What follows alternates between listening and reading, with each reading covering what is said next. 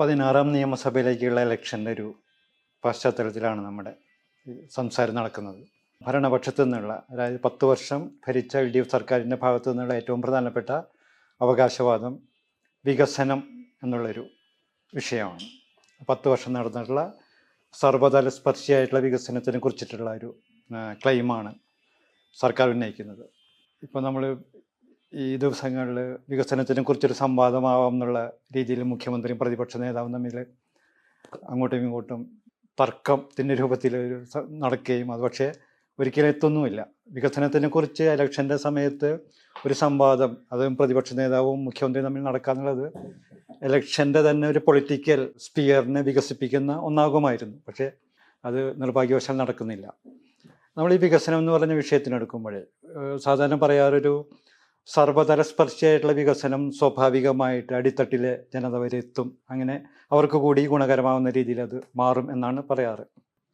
പക്ഷേ നമ്മൾ ഈ സർക്കാരിൻ്റെ കാലഘട്ടമായിട്ടുള്ള 10 വർഷം തന്നെ എടുത്തു കഴിഞ്ഞാൽ നടന്നിട്ടുള്ള വികസനം ഏത് രീതിയിലാണ് ഈ ദളിത് ആദിവാസി വിഭാഗങ്ങൾ, പ്രത്യേകിച്ചും മറ്റ് അടക്കമുള്ള പാർശ്വവൽകൃത വിഭാഗങ്ങളുടെ ഒരു ജീവിതത്തെ കൂടുതൽ തീവ്രമായിട്ട് പാർശ്വവൽക്കരണത്തിലേക്ക് നയിച്ചിട്ടുള്ളത്. അതായത് വികസനത്തിൻ്റെ സാമൂഹിക നീതി എന്ന് പറഞ്ഞ ഒരു ഏറ്റവും അനിവാര്യമായിട്ടുള്ള സംഗതി എങ്ങനെയാണ് ഈ വിഭാഗങ്ങളുടെ ജീവിതവുമായിട്ട് കണക്ട് ചെയ്ത് നോക്കുമ്പോൾ എന്താണ് സംഭവിച്ചതെന്ന് എങ്ങനെ പറയാൻ പറ്റും?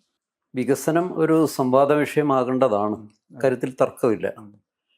കേരളത്തിൽ ഇപ്പോൾ കഴിഞ്ഞ ഒരു 10 വർഷം, 10 അല്ല അതിന് മുമ്പ് തന്നെ ആരംഭിച്ചിരുന്ന ഒരു പ്രക്രിയ ഈ സാധാരണ ജനങ്ങളിൽ നിന്ന് ഏറെ വേറിട്ട് നിൽക്കുന്ന, അല്ലെങ്കിൽ അവർക്ക് ബന്ധമില്ലാത്ത, അല്ലെങ്കിൽ ഇവിടെ നമ്മുടെ ഓപ്പണിങ്ങിൽ പറഞ്ഞതുപോലെ വികസനത്തിൻ്റെ നേട്ടങ്ങൾ ഏറ്റവും താഴെത്തട്ടിലെത്തണം, അവർക്ക് അനുഭവവേദ്യമായിരിക്കണം. അത് ഞങ്ങൾക്ക് കൂടി അത് ലഭ്യമാകുന്നു, അതിൻ്റെ ഗുണങ്ങളെന്നുള്ളതിന് സാമൂഹികതയുടെ ഒരു വശമാണല്ലോ അത്. അങ്ങനെ ഒന്നല്ല കേരളത്തിൽ നടക്കുന്നത്. വികസനത്തിൻ്റെ മാതൃകകളായി ഇപ്പോൾ വിഴിഞ്ഞൻ പോർട്ട് പോലെ, അദാനിയെ പോലുള്ള കോർപ്പറേറ്റുകളുടെ വമ്പൻ നിക്ഷേപം, ആ നിക്ഷേപത്തിന് വേണ്ടി ഗവൺമെൻറ് എന്ത് നഷ്ടങ്ങളും സഹിക്കുക. അദാനിയുടെ പോർട്ടാണെങ്കിലും ഹൈവേ പോലുള്ള വികസനങ്ങളാണെങ്കിലും ഇപ്പോൾ തുരങ്കപാതയാണെങ്കിലും ഇത്തരത്തിലുള്ള വമ്പൻ വികസനങ്ങളുടെ വികസന മാതൃകകളായി മുന്നോട്ട് വെക്കുന്നത് ഇത്തരത്തിലുള്ള വലിയ നിക്ഷേപം ആവശ്യമുള്ളതും, എന്നാൽ അതിൻ്റെ ഗുണഭോക്താക്കൾ ഒരു നിലയിലും അതിൻ്റെ ഒരു ഇൻഫ്രാസ്ട്രക്ചർ ഡെവലപ്മെൻറ്റ് ഉണ്ടാകുമ്പോൾ ഏതെങ്കിലും നിലയിൽ എല്ലാ മനുഷ്യരെയും അത് സ്പർശിക്കണം. അങ്ങനെ ഒന്നല്ല ഇപ്പോൾ നടന്നുകൊണ്ടിരിക്കുന്നത്. അപ്പോൾ ഇത്തരത്തിലൊരു വികസനം എന്ന് പറയുന്ന ഒരു വമ്പൻ നിക്ഷേപ പദ്ധതികൾ നടത്താൻ മാത്രമുള്ള വിഭവം കയ്യിലുണ്ടോ ഈ സംസ്ഥാനത്തിനുള്ളത് ഒന്നാമത്തെ ഒരു ചോദ്യമാണ്. രണ്ടാമത്തത് 10 വർഷത്തിൻ്റെ ഒരു അളവുകൾ മാത്രം നമ്മൾ പരിശോധിക്കുമ്പോൾ ഈ വികസന പ്രക്രിയ മാത്രമല്ല, അഡ്മിനിസ്ട്രേഷൻ അല്ലെങ്കിൽ ഗവർണൻസ്, അതിൻ്റെ എല്ലാ മണ്ഡലത്തിൽ നിന്നും അടിത്തട്ട് വിഭാഗങ്ങൾ ഒഴിവാക്കപ്പെട്ടുകൊണ്ടിരിക്കുന്നു എന്നുള്ള ശക്തമായ ഒരു വികാരമുണ്ട്. ഇവിടെ ഇങ്ങനെയും പറയാം, ഈ തെരഞ്ഞെടുപ്പിൽ ഇടതുപക്ഷം വളരെ കോൺഫിഡൻ്റ് ആയിരിക്കാം, തുടരുന്നൊക്കെ അതുകൊണ്ടാണല്ലോ പറയുന്നത്. പക്ഷെ ഏറ്റവും കൂടുതൽ ഭരണവിരുദ്ധ വികാരമുള്ളൊരു വിഭാഗം ആദിവാസികളും ദളിതരും അതുപോലുള്ള പാർശ്വവൽകൃത വിഭാഗക്കാരാണെന്നുള്ളതാണ് എൻ്റെ വ്യക്തിപരമായിട്ടൊരു നിഗമനം. അതിന് കാരണങ്ങളുണ്ടെന്ന് പറയുമ്പോഴും ഈ നിക്ഷേപ പരിപാടി ഇപ്പം നമുക്കിപ്പം 18 പ്രളയം, 19 പ്രളയം, ഉരുൾപൊട്ടൽ, കോവിഡ്, ഇതുപോലുള്ള ഒട്ടേറെ പ്രതിസന്ധികളിലൂടെയാണ് സമൂഹം കടന്നുപോയത്. ഈ ഓരോ പ്രതിസന്ധി ഘട്ടത്തിലും ഈ വിഭാഗങ്ങളെ പരിഗണിക്കുന്ന ഒരു ഭരണരീതി, അവരെ കേൾക്കുക, അവരുടെ അഭിപ്രായം തേടുക, അവരുടെ പ്രശ്നങ്ങൾക്ക് പരിഹാരം കാണുക, ബഡ്ജറ്റ് പോലുള്ള ഭരണ നയരൂപീകരണ സംവിധാനത്തിൽ അവർക്ക് അവരുടേതായിട്ടുള്ള ഷെയർ വകയിരുത്തുന്നുണ്ട് എന്നുള്ള ഉറപ്പ് വരുത്തുക, അല്ലെങ്കിൽ കോവിഡും അതൊക്കെ ബന്ധപ്പെട്ട ജനകീയ സംവിധാനങ്ങൾ നിരവധി ഉണ്ടായിരുന്നു. എൻ്റെ അറിവിൽപ്പെട്ടെടുത്തോളം അതിൻ്റെ തരത്തിലുള്ള ഒരു കമ്മിറ്റികളും സമിതികളും ഉന്നതതല സമിതികൾ ഉൾപ്പെടെ പട്ടികജാതി പട്ടികവർഗ വകുപ്പ് അപ്രസക്തമാണ്, അവർക്കൊരു റോളും ഇല്ല. ഇപ്പം ദുരന്ത നിവാരണം പോലുള്ള സംഭവങ്ങളിലെല്ലാം തന്നെ ഈ റവന്യൂ വകുപ്പ് പോലുള്ള ഒരു വകുപ്പും മുഖ്യമന്ത്രിയുടെ നേരിട്ട് വളരെ ഓട്ടോക്രാറ്റിക്കുള്ള ഒരു കൺട്രോളിങ് മെക്കാനിസമാണ് അതിനകത്തുള്ളത്. അപ്പോൾ ഈ വിഭാഗങ്ങൾ പൂർണ്ണമായും അവഗണിക്കപ്പെടേണ്ട ഒരു ചെറിയ ഉദാഹരണം വേണമെങ്കിൽ പറയാം. ഇപ്പോൾ അടുത്ത കാലത്ത് മുണ്ടക്കൈ ദുരന്തത്തിൽപ്പെട്ട മുഴുവൻ ആൾക്കും താക്കോൽദാനം നടപടിയിലേക്ക് പോയപ്പോഴും ആ ഉരുൾപൊട്ടലിൻ്റെ ഏറ്റവും കാർഡിനൽ ഏരിയയിലുണ്ടായിരുന്ന പുഞ്ചിരിമട്ടത്തുണ്ടായിരുന്ന ആദിവാസികൾ 13 കുടുംബമേ ഉള്ളൂ. അവരുടെ വിഷയം ഇപ്പോഴും ഗവൺമെൻറ് പഠിച്ചിട്ട് പോലുമില്ല. എൻ്റെ ഒരു ചെറിയ ഉദാഹരണമാണ് പറഞ്ഞത്. ഈ അവസാന മന്ത്രിസഭാ യോഗത്തിൽ അവർക്ക് ഒരു വീട് വെച്ച് കൊടുക്കുന്നുള്ളൊരു ഇത് ഞങ്ങൾ പ്രഖ്യാപനം വലിയൊരു അതിനിശ്ചിതമായൊരു ചലഞ്ച് മുന്നോട്ട് വെച്ചു. ഈ ഇലക്ഷന് മുമ്പ് അത് പ്രഖ്യാപിച്ചില്ലെങ്കിൽ അതിന് ഗവൺമെൻറ് ചില വെല്ലുവിളികൾ നേരിടേണ്ടി വന്ന് ഞങ്ങൾ പത്രപ്രസ്ഥാനം നടത്തി ഗവൺമെൻറ് കത്ത് കൊടുത്തതിന് ശേഷമാണ് അവർ ചലിച്ചു നടത്തിയത്. എന്തായാലും അതൊരു ചെറിയ ഉദാഹരണം മാത്രമാണ്. ഈ 18-19 ഉരുൾപൊട്ടലിൻ്റെ ഫലമായിട്ടൊക്കെ ഉണ്ടായിരുന്ന പ്രളയത്തിൻ്റെയൊക്കെ ഫലമായിട്ടൊരു 500-ലധികം ആദിവാസികളും ഒക്കെ വയനാട് ജില്ലയിൽ മാത്രം ഭവന രാഹിത്യമൊക്കെ നേരിട്ടെ. ഇവരൊന്നും പുനരധിവാസം ഇപ്പോഴും പരിഗണിച്ചിട്ടില്ല. കോവിഡിലും ഇതേപോലെ പ്രശ്നം ഉണ്ടായിട്ടുണ്ട്. ചില കാർഷിക പദ്ധതികളൊക്കെ ഗവൺമെൻറ് പ്രഖ്യാപിച്ചു, അവിടെയൊന്നും തന്നെ ഉണ്ടായിട്ടില്ല. ഏറ്റവും പ്രധാനപ്പെട്ട ഒരു ചേഞ്ച് എന്ന് പറയാവുന്നത് ഞങ്ങൾ ശ്രദ്ധിച്ചത്, ദേശീയ തലത്തിൽ ഉള്ള ഒരു ഹിന്ദു ഫാസിസത്തിൻ്റെയൊക്കെ വളർച്ചയുടെ ഭാഗമായി ഈ ഒട്ടേറെ നയമാറ്റങ്ങൾ നടന്നുകൊണ്ടിരിക്കുന്നുണ്ട്. അവിടെയെല്ലാം തന്നെ ഭരണഘടനാപരമായിട്ടുള്ള അവകാശങ്ങൾ റദ്ദ് ചെയ്യുന്നത് ഒരു പദ്ധതിയായി കേന്ദ്ര ഗവൺമെൻറ് എടുത്തിരിക്കുന്നു. അത് പല നിലയിൽ പ്രകടമാകുന്നു. വിദ്യാഭ്യാസത്തിൻ്റെ മേഖലയിൽ, വികസനത്തിൻ്റെ ബഡ്ജറ്റ് വെട്ടിക്കുറക്കുന്ന കാര്യത്തിൽ ഒക്കെ. ഈ കുറവൊക്കെ തന്നെ ഏറ്റവും കൂടുതൽ ബാധിക്കുന്ന ദളിതാദിവാസി വിഭാഗങ്ങളെ ആണെന്നുള്ളത് ഗവൺമെൻറ്റിന് അറിയാമെങ്കിലും അവരതൊന്നും തന്നെ ഇന്നവരെ ചലഞ്ച് ചെയ്തിട്ടില്ല. ഇപ്പോൾ PM ശ്രീ പോലുള്ള കാര്യങ്ങൾ മാത്രമല്ല, NEP-യുടെ ഭാഗമായിട്ട് ഈ ഗ്രാൻറ്റുകൾ ക്രമത്തിലെല്ലാം തന്നെ ഒരു ഫെഡറലിസ്റ്റ് പൂർണ്ണമായിട്ടും അട്ടിമറിക്കുന്ന രീതിയിൽ ഇടപെടലാണ് സെൻട്രൽ ഗവൺമെൻറ്. ഒരു തരത്തിലുള്ള പ്രതിഷേധവും സംസ്ഥാന ഗവൺമെൻറ് ഭാഗത്തുനിന്നുണ്ടാകാറില്ല. അതുകൊണ്ട് ജീവിതത്തിൻ്റെ എല്ലാ മണ്ഡലങ്ങളിലും ഫണ്ട് നഷ്ടപ്പെടുന്നു, അവർക്ക് വേണ്ടുന്ന വിദ്യാഭ്യാസ ആനുകൂല്യങ്ങൾ നഷ്ടപ്പെടുന്നു തുടങ്ങിയ കാര്യങ്ങളെല്ലാം തന്നെ വലിയ തോതിലുള്ള പ്രതിഷേധം ആദിവാസി ദളിത് വിഭാഗങ്ങളുടെ ഇടയിലുണ്ട്. അപ്പം വലിയ വികസനം നടത്തുന്നു എന്ന് പറയുന്ന ഗവൺമെൻറ്റും ഈ വിഭാഗങ്ങളും തമ്മിലുള്ള വലിയൊരു വിടവ് ഉണ്ട് എന്നുള്ളതാണ് എൻ്റെ നിരീക്ഷണം അക്കാര്യത്തിൽ. ഇതിപ്പോൾ ഇലക്ഷൻ്റെ സമയമായതുകൊണ്ട് അത് ഒരു വോട്ടിങ്ങിനെ സ്വാധീനിക്കുന്ന ഒരു പൊളിറ്റിക്കൽ പ്രോസസ്സായിട്ട് മാറാനുള്ള സാധ്യത എത്രത്തോളം ഉണ്ട്? ഉറപ്പായിട്ടുണ്ട്. ഇപ്പം ഈ ഇടതുപക്ഷ മുന്നണിയുടെ നയങ്ങൾക്കെതിരെയുള്ള വലിയൊരു തരത്തിലുള്ള വികാരം ആദിവാസി ദളിത് വിഭാഗങ്ങളിലുണ്ട്. അതൊരു ഏകീകൃതമായൊരു പൊളിറ്റിക്കൽ പാർട്ടിയുടെ നേതൃത്വത്തിലല്ല എങ്കിലും ചെറിയൊരു ഗ്രൂപ്പുകളോ ചെറിയൊരു സമുദായ സഭകളോ വികേന്ദ്രീകൃതമായ രൂപത്തിലാണെങ്കിലും ഒരു ഇലക്ഷൻ പ്രോസസ്സിൽ അത് നിർണായകമാണ്. ഒരുപക്ഷെ ആകെ വോട്ടിംഗ് ശതമാനത്തിൻ്റെ 1% എല്ലാം തന്നെ ജയപരാജയങ്ങളെ നിർണ്ണയിക്കുന്നതിൽ വലിയൊരു ഘടകമായി ഭവിച്ചേക്കാം. അതാണ് അതിനെക്കുറിച്ച്. കാരണം ഇതൊരു വെറും ഫ്ലോട്ടിംഗ് വോട്ട് എന്നുള്ള നിലയിൽ മാത്രമല്ലാതെ ഒരു കോൺഷ്യസ് വോട്ടിങ്ങിൻ്റെ രീതിയിലേക്ക് കേരളത്തിലെ ദളിതാദിവാസി ഇപ്പോൾ മാറിക്കൊണ്ടിരിക്കുന്നുണ്ട്. ഇപ്പോൾ 10 വർഷത്തിനുള്ളിൽ ഈ SC/ST വികസന ഫണ്ടിൽ 7400 കോടി രൂപയുടെ ഒരു പാഴായിപ്പോയിട്ടുണ്ടെന്നുള്ളൊരു കണക്ക് അടുത്താണ് പുറത്തു വന്നത്. അപ്പോൾ അതിനെക്കുറിച്ചിട്ട് അത് വലിയ ദൗർഭാഗ്യവശാൽ ചർച്ച പോലും ആയില്ല. ഇത്രയും വലിയൊരു ഫണ്ട് ഇവർക്ക് കിട്ടേണ്ടത് എങ്ങനെയാണത് പാഴായിപ്പോയി എന്നുള്ളത്. ഇപ്പോൾ നമ്മൾ പല വിഷയങ്ങളും അതിനോടനുബന്ധിച്ച് പറയാം. ഇപ്പോൾ വിദ്യാഭ്യാസ പ്രശ്നമുണ്ട്. ദളിത് ഗോത്ര സമൂഹങ്ങളിലുള്ള സ്റ്റുഡൻസ് നേരിടുന്ന ഈ ഗ്രാൻറ്റുമായിട്ടും ഫെലോഷിപ്പുമായിട്ടും ഒക്കെ അവർ 5 വർഷമായിട്ട് സമരം ചെയ്തുകൊണ്ടിരിക്കുകയാണ് നിരന്തരം. ഇപ്പോൾ CAG റിപ്പോർട്ടിൽ തന്നെ 2024 വരെയുള്ള കാലഘട്ടത്തിൽ 75,000 മുതൽ 1,00,000-ഓളം വിദ്യാർത്ഥികൾക്ക് ഇത് തടഞ്ഞു വയ്ക്കപ്പെടുകയോ കിട്ടാതിരിക്കുകയോ ഒക്കെ ചെയ്യുന്നുണ്ട്. അപ്പോൾ അത്തരം വിഷയങ്ങൾ നിരന്തരം ഉന്നയിക്കപ്പെടുന്നുണ്ട്. അവരുടെ വിദ്യാർത്ഥികളുടെ നേതൃത്വത്തിൽ തന്നെ ആ വിഭാഗങ്ങളിൽ തന്നെ നിരന്തരം ഭരണകൂടത്തിന് മുന്നിൽ ഉന്നയിക്കപ്പെടുന്നുണ്ട്. അപ്പോൾ അതിൻ്റെ ഒരു അനുഭവം ഈ ഭരണകൂടങ്ങളുമായിട്ടുള്ള ഈ വിഷയങ്ങൾ ചർച്ച ചെയ്യുമ്പോൾ അതിൻ്റെ ഒരു അനുഭവം എങ്ങനെയായിരുന്നു? ഒട്ടും തന്നെ ഒരു ഇൻക്ലൂസീവ് അല്ലാത്ത സമീപനമാണ് പൊതുവെ ഉണ്ടായിട്ടുള്ളത്. ഇപ്പോൾ നമ്മളാരും ഈ സിസ്റ്റത്തോട് അപ്രോച്ച് ചെയ്യാത്തതിൻ്റെ പ്രശ്നമല്ല. അപ്പോൾ അതിപ്പോൾ കഴിഞ്ഞൊരു 10 വർഷത്തെ കാലയളവിൽ നമ്മൾ എടുത്തു നോക്കിക്കഴിഞ്ഞാൽ വളരെ കൃത്യമായിട്ട് അത് മനസ്സിലാക്കാൻ പറ്റും.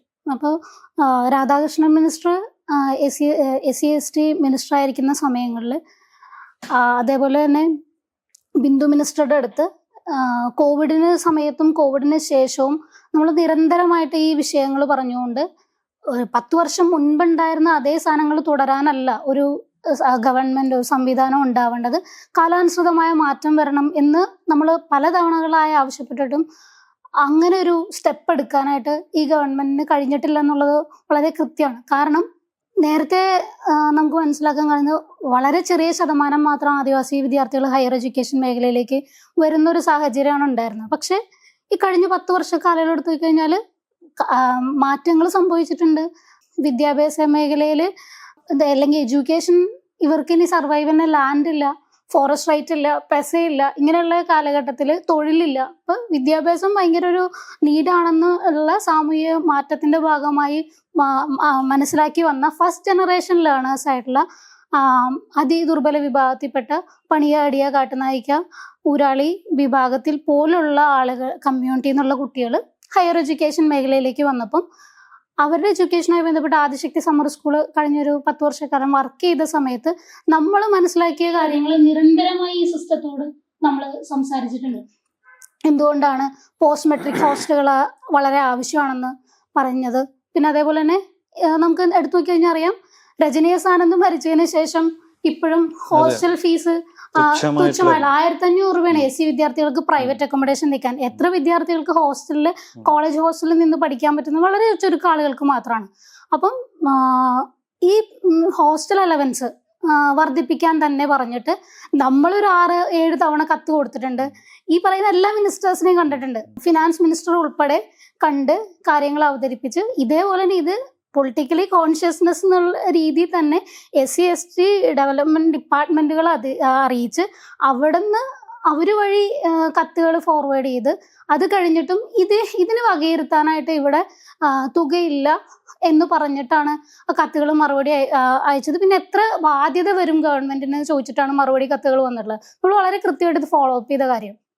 അതുകൂടാതെ ഇതെല്ലാം കൊടുത്തു കഴിഞ്ഞു, അല്ലെങ്കിൽ ഈ ഗ്രാൻസ് കൊടുത്തു കഴിഞ്ഞു എന്നൊക്കെ സർക്കാർ പറഞ്ഞിട്ടും പറയുന്നുണ്ടെങ്കിലും ഇത് എത്രത്തോളം സത്യസന്ധമാണെന്നുള്ളത് അന്വേഷിക്കണം. വളരെ ഈ പറയുന്ന ഈ ഗ്രാൻസിൽ വന്ന എന്താ പറയുക തടസ്സം എല്ലാ തരത്തിലുള്ള എഡ്യൂക്കേഷനെയും ബാധിച്ചിട്ടുണ്ട്.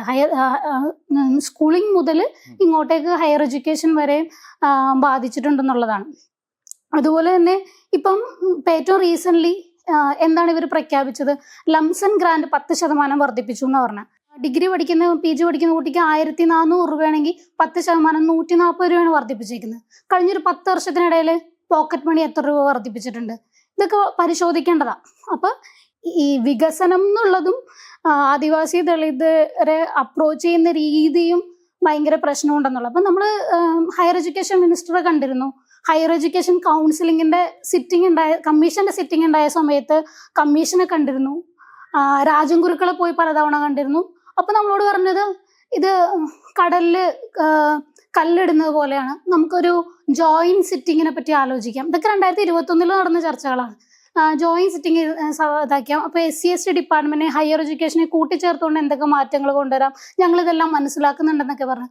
പക്ഷെ ഒരു തരത്തിലും യൂണിവേഴ്സിറ്റികളിൽ എന്തെങ്കിലും ഇടപെടൽ നടത്താനോ ഒരു ഇക്വിറ്റി എന്ന് പറയുന്ന കൺസെപ്റ്റ് അനുസരിച്ചുള്ള ഇൻക്ലൂസീവ് ആയിട്ടുള്ള എഡ്യൂക്കേഷനെ കൊണ്ടുവരാനോ, അതായത് ഒരു സമൂഹത്തിന്റെ വലിയ മാറ്റത്തിന് വേണ്ടിയുള്ള ഒരു ഇടപെടൽ ഇത് എത്രത്തോളം നടത്താൻ പറ്റിയിട്ടുണ്ടെന്നുള്ളത് സംശയമാണ്. ഒരു പ്രീ അഡ്മിഷൻ സപ്പോർട്ട് സിസ്റ്റം ഇല്ലാതെ അതിപിന്നോക്കം നിൽക്കുന്ന കമ്മ്യൂണിറ്റിയിലെ കുട്ടികൾക്ക് മുന്നോട്ട് വരാൻ പറ്റില്ല. അവർ ഫസ്റ്റ് ജനറേഷൻ ലേണേഴ്സാണ്. അവരുടെ ആപ്ലിക്കേഷൻ ഉൾപ്പെടെയുള്ള അഡ്മിഷന് മുമ്പുള്ള കംപ്ലീറ്റ് ഫീസുകളും എടുത്തു മാറ്റണം, അല്ലെങ്കിൽ SC/ST ഡിപ്പാർട്ട്മെന്റ് കൊടുക്കാനുള്ള സംവിധാനം ഉണ്ടാവണം, അല്ലെങ്കിൽ അത് ഏകോപിപ്പിക്കാൻ എന്തെങ്കിലും സംവിധാനം ചെയ്യണം. നമുക്ക് ഈ സിസ്റ്റത്തോട് ഇടപെട്ടുകൊണ്ടിരിക്കുമ്പോൾ ഒരു ധാർഷ്ട്യമായിരുന്നു ഉണ്ടായിരുന്നത്. ഞങ്ങൾക്കെല്ലാം ചെയ്യാൻ അറിയാം, നിങ്ങളൊന്നും ഇതിൽ ഇടപെടണ്ട എന്ന് പറയുന്ന ഒരു രീതിയായിരുന്നു. പിന്നെ അതേപോലെ തന്നെ ഒരു ക്വാളിറ്റി എഡ്യൂക്കേഷന്റെ കാര്യത്തിൽ വളരെ മോശമായ സാഹചര്യത്തിലേക്ക് കഴിഞ്ഞ 10 വർഷത്തിൽ കേരളം പോയിട്ടുള്ളതിന് യാതൊരു സംശയമില്ല. ഇപ്പൊ ഈ വർഷം അക്കാഡമിക് ഇയറിൽ 10ാം ക്ലാസ് എഴുതിയ കുട്ടികളിൽ എത്ര പേര് സ്ക്രൈബിനെ വെച്ച് എഴുതിപ്പിച്ചിട്ടുണ്ടെന്ന് കേരള സംസ്ഥാനത്തിലുള്ള എന്തെങ്കിലും പ്ലാനിങ്ങിന്റെ ഫണ്ട് ഉപയോഗിച്ചിട്ട് പഠിക്കട്ടെ. ഒരു തരത്തിലും നമുക്ക് ജസ്റ്റിഫൈ ചെയ്യാൻ പറ്റാത്ത രീതിയിലാണ് സ്ക്രൈബിനെ വെച്ച് പരീക്ഷ എഴുതിപ്പിക്കുന്നത്. ഇപ്പൊ വയനാടൊക്കെ നമുക്ക് മനസ്സിലാക്കാൻ കഴിഞ്ഞു, നമ്മൾ ഗ്രാസ് റൂട്ടിൽ പ്രവർത്തിക്കുന്ന ആളുകളായതുകൊണ്ട്. ഇപ്പൊ സ്ക്രൈബ് പ്രശ്നവൽക്കരിക്കപ്പെട്ടതുകൊണ്ട് പല കുട്ടികളെയും പരീക്ഷ തന്നെ എഴുതിപ്പിച്ചിട്ടില്ല. എന്നിട്ട് SC/ST ഡിപ്പാർട്ട്മെന്റിന്റെ പ്രശ്നമാണെന്ന് എഡ്യൂക്കേഷൻ ഡിപ്പാർട്ട്മെന്റിന്റെ പ്രശ്നമാണെന്ന് SC/ST ഡിപ്പാർട്ട്മെന്റ് കയ്യിൽ തട്ടിക്കളിക്കുന്നതല്ലാതെ നമ്മുടെ അതിപിന്നോക്കം നിൽക്കുന്ന ആദിവാസി ദളിത് വിദ്യാർത്ഥികൾക്ക് ക്വാളിറ്റി ഓഫ് എഡ്യൂക്കേഷൻ ലഭിക്കാൻ വേണ്ടിയിട്ടുള്ള യാതൊരു തരത്തിലുള്ള ഇന്നോവേറ്റീവ് ആയിട്ടുള്ള കാര്യങ്ങളും ചെയ്തിട്ടില്ല. സെൻട്രൽ ഗവൺമെന്റ് എന്തെല്ലാം സ്കീം കൊണ്ടുവന്നോ അതിനെ ഒരു തരത്തിൽ പോലും പഠിക്കാതെ അപ്ലൈ ചെയ്തൊരു സ്റ്റേറ്റും കൂടെയാണ് കേരളം എന്നുള്ളത് നിർഭാഗ്യകരമാണെന്നാണ് ഞാൻ പറയുന്നത്. പിന്നെ അതേപോലെ തന്നെ ഒരു കാര്യം കൂടി സൂചിപ്പിക്കാനുള്ളത്, ഇപ്പം 4 ഇയർ ഡിഗ്രി കോഴ്സ് വന്നു. വളരെ ഇൻക്ലൂസീവായിട്ടുള്ള ഡിഗ്രി കോഴ്സാണെന്നാണ് പറയുന്നത്.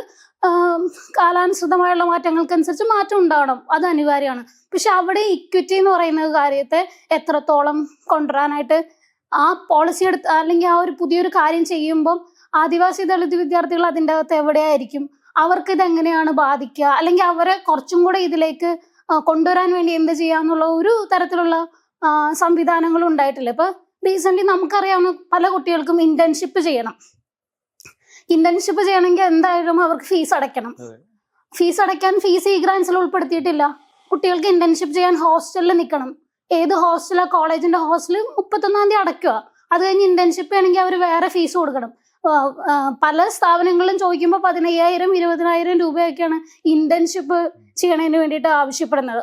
അപ്പൊ ഇതൊക്കെ എത്രത്തോളം ആക്സസിബിൾ ആണ്, അല്ലെങ്കിൽ ഇത് ആക്സസിബിൾ ആക്കാൻ എന്താ ചെയ്യേണ്ടത്, പോളിസി ലെവലിലും ഫിനാൻഷ്യൽ അസിസ്റ്റൻസ് എങ്ങനെ കൊടുക്കണം, അങ്ങനത്തെ യാതൊരു വിധത്തിലുള്ള കെയറും ഇല്ലാതെ പോളിസികൾ ഉണ്ടാക്കുന്നു, അതിനു വേണ്ടിയുള്ള പ്രൊപ്പഗാൻഡ ചെയ്യുന്നു എന്നല്ലാതെ കമ്മ്യൂണിറ്റിയുടെ ട്രഡീഷണൽ നോളജ് അത് അക്വയർ ചെയ്യാനായിട്ട് അവർക്കിപ്പോൾ ഒരു സംവിധാനം ഇല്ല. ബേസിക്കലി അത് റിസർച്ച് ചെയ്യുന്നതും പഠിക്കുന്നതും ഒക്കെ പുറത്തുനിന്നുള്ള ആൾക്കാരായി മാറി.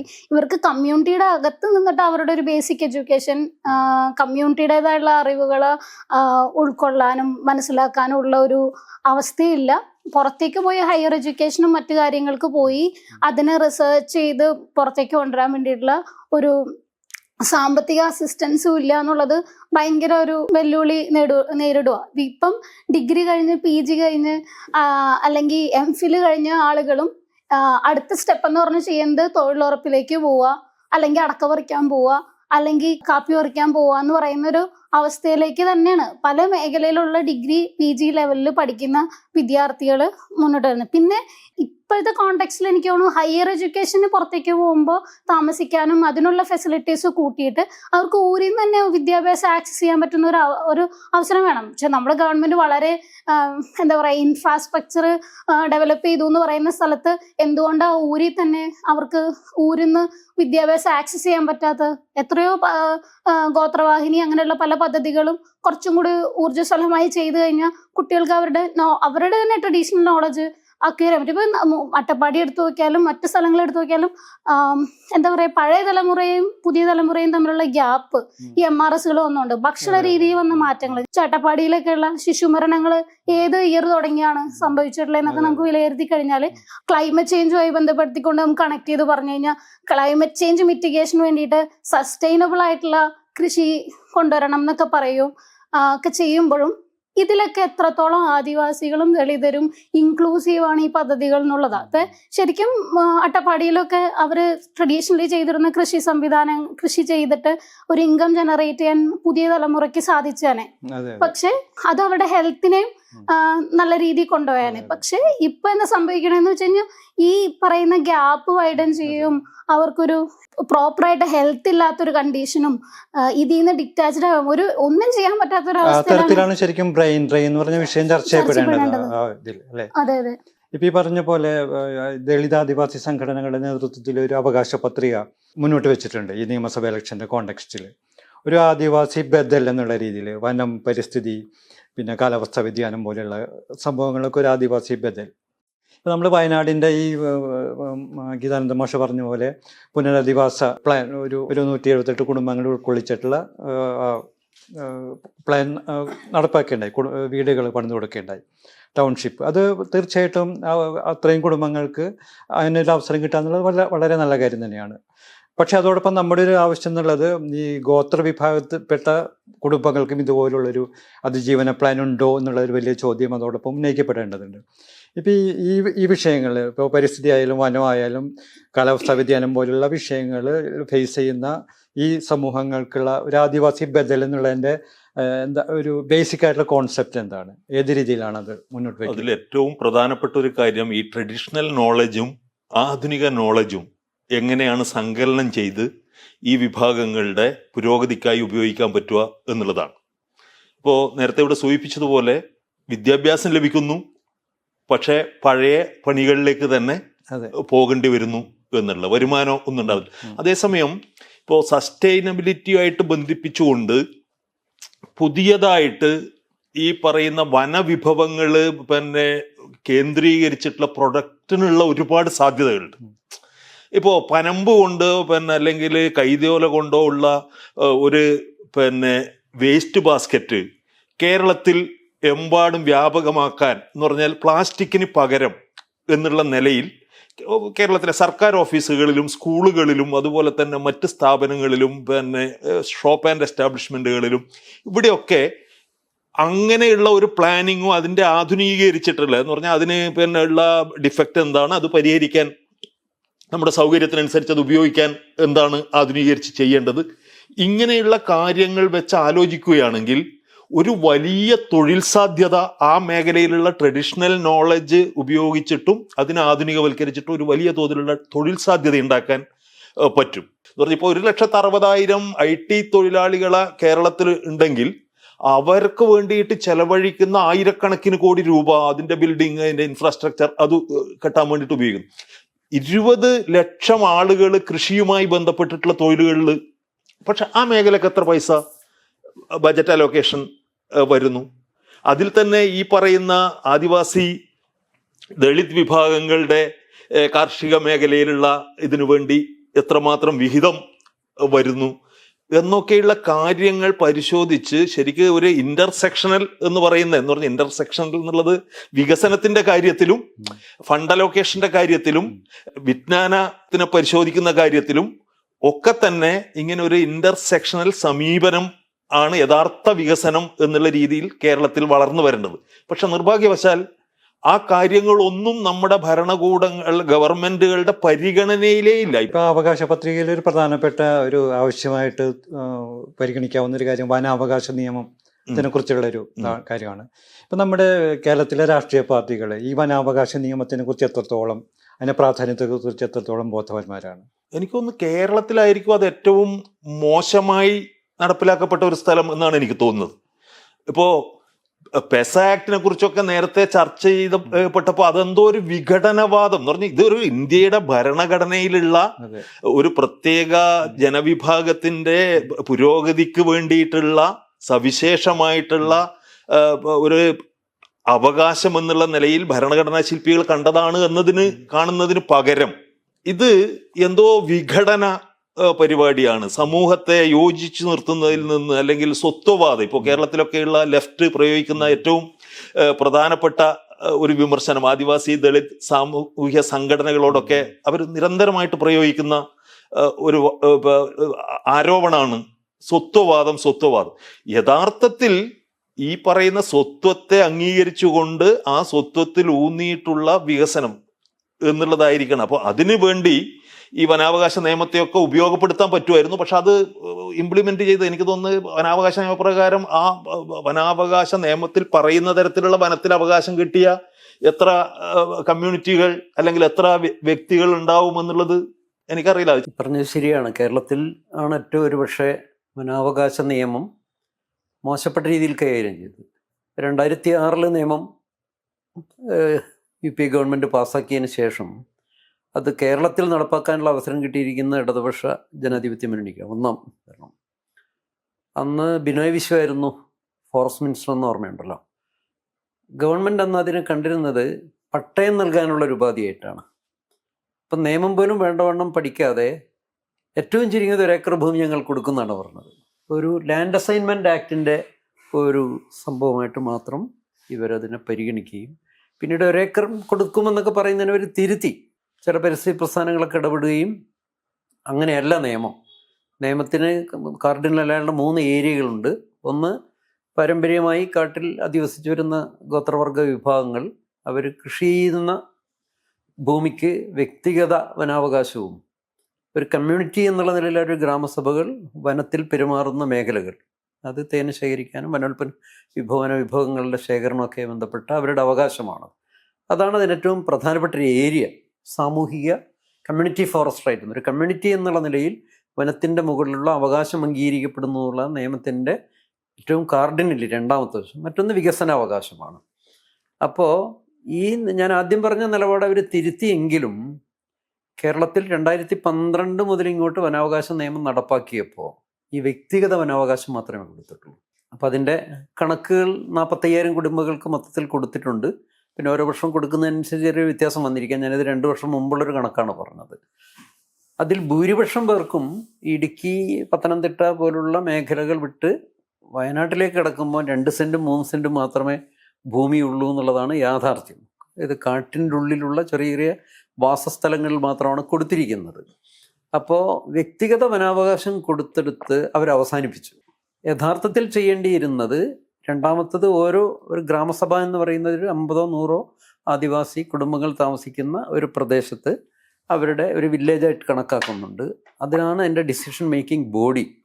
അവർ വേണം ഈ കാട്ടിൽ അവർ എത്ര മേഖലയിൽ എത്ര കിലോമീറ്റർ അവർ ഉൾക്കാട്ടിലേക്ക് പോകാറുണ്ട്, അവരുടെ പാരമ്പര്യമായി മൂവ് ചെയ്യുന്ന പ്രദേശങ്ങൾ, അതെല്ലാം തന്നെ ആ ഗ്രാമസഭ തീരുമാനിച്ചതിന് ശേഷം അത് അവർ തന്നെ മാപ്പ് ചെയ്യുകയും ഇതിൻ്റെ നിയമാനുസൃതമുള്ള ഗ്രാമസഭ അംഗീകരിച്ച അതിൻ്റെ മാപ്പ്, അതിൻ്റെ സ്കെച്ച് ഇതിൽ അംഗീകരിച്ചതിന് ശേഷം സബ് ഡിവിഷൻ കമ്മിറ്റിയും ഡിവിഷൻ കമ്മിറ്റിയും അംഗീകരിക്കേണ്ടതുണ്ട്. അപ്പോൾ അവർക്ക് സ്വാഭീഷ്ടം ആ വനവിഭവങ്ങൾ ശേഖരിക്കാനും വിപണനം ചെയ്യാനും നേരത്തെ ഇവിടെ സുബ്രഹ്മണ്യ സൂചിപ്പിച്ചതുപോലെ അതിനെ കൂടുതൽ ഉൽപ്പാദനക്ഷമമാക്കി മാറ്റാൻ വാല്യൂ ആഡ് ചെയ്ത് വലിയ സാധ്യതയാണ് നമ്മളുടെ മുമ്പിലുള്ളത്. ഒരു ഉദാഹരണം ഞാൻ പറയാം.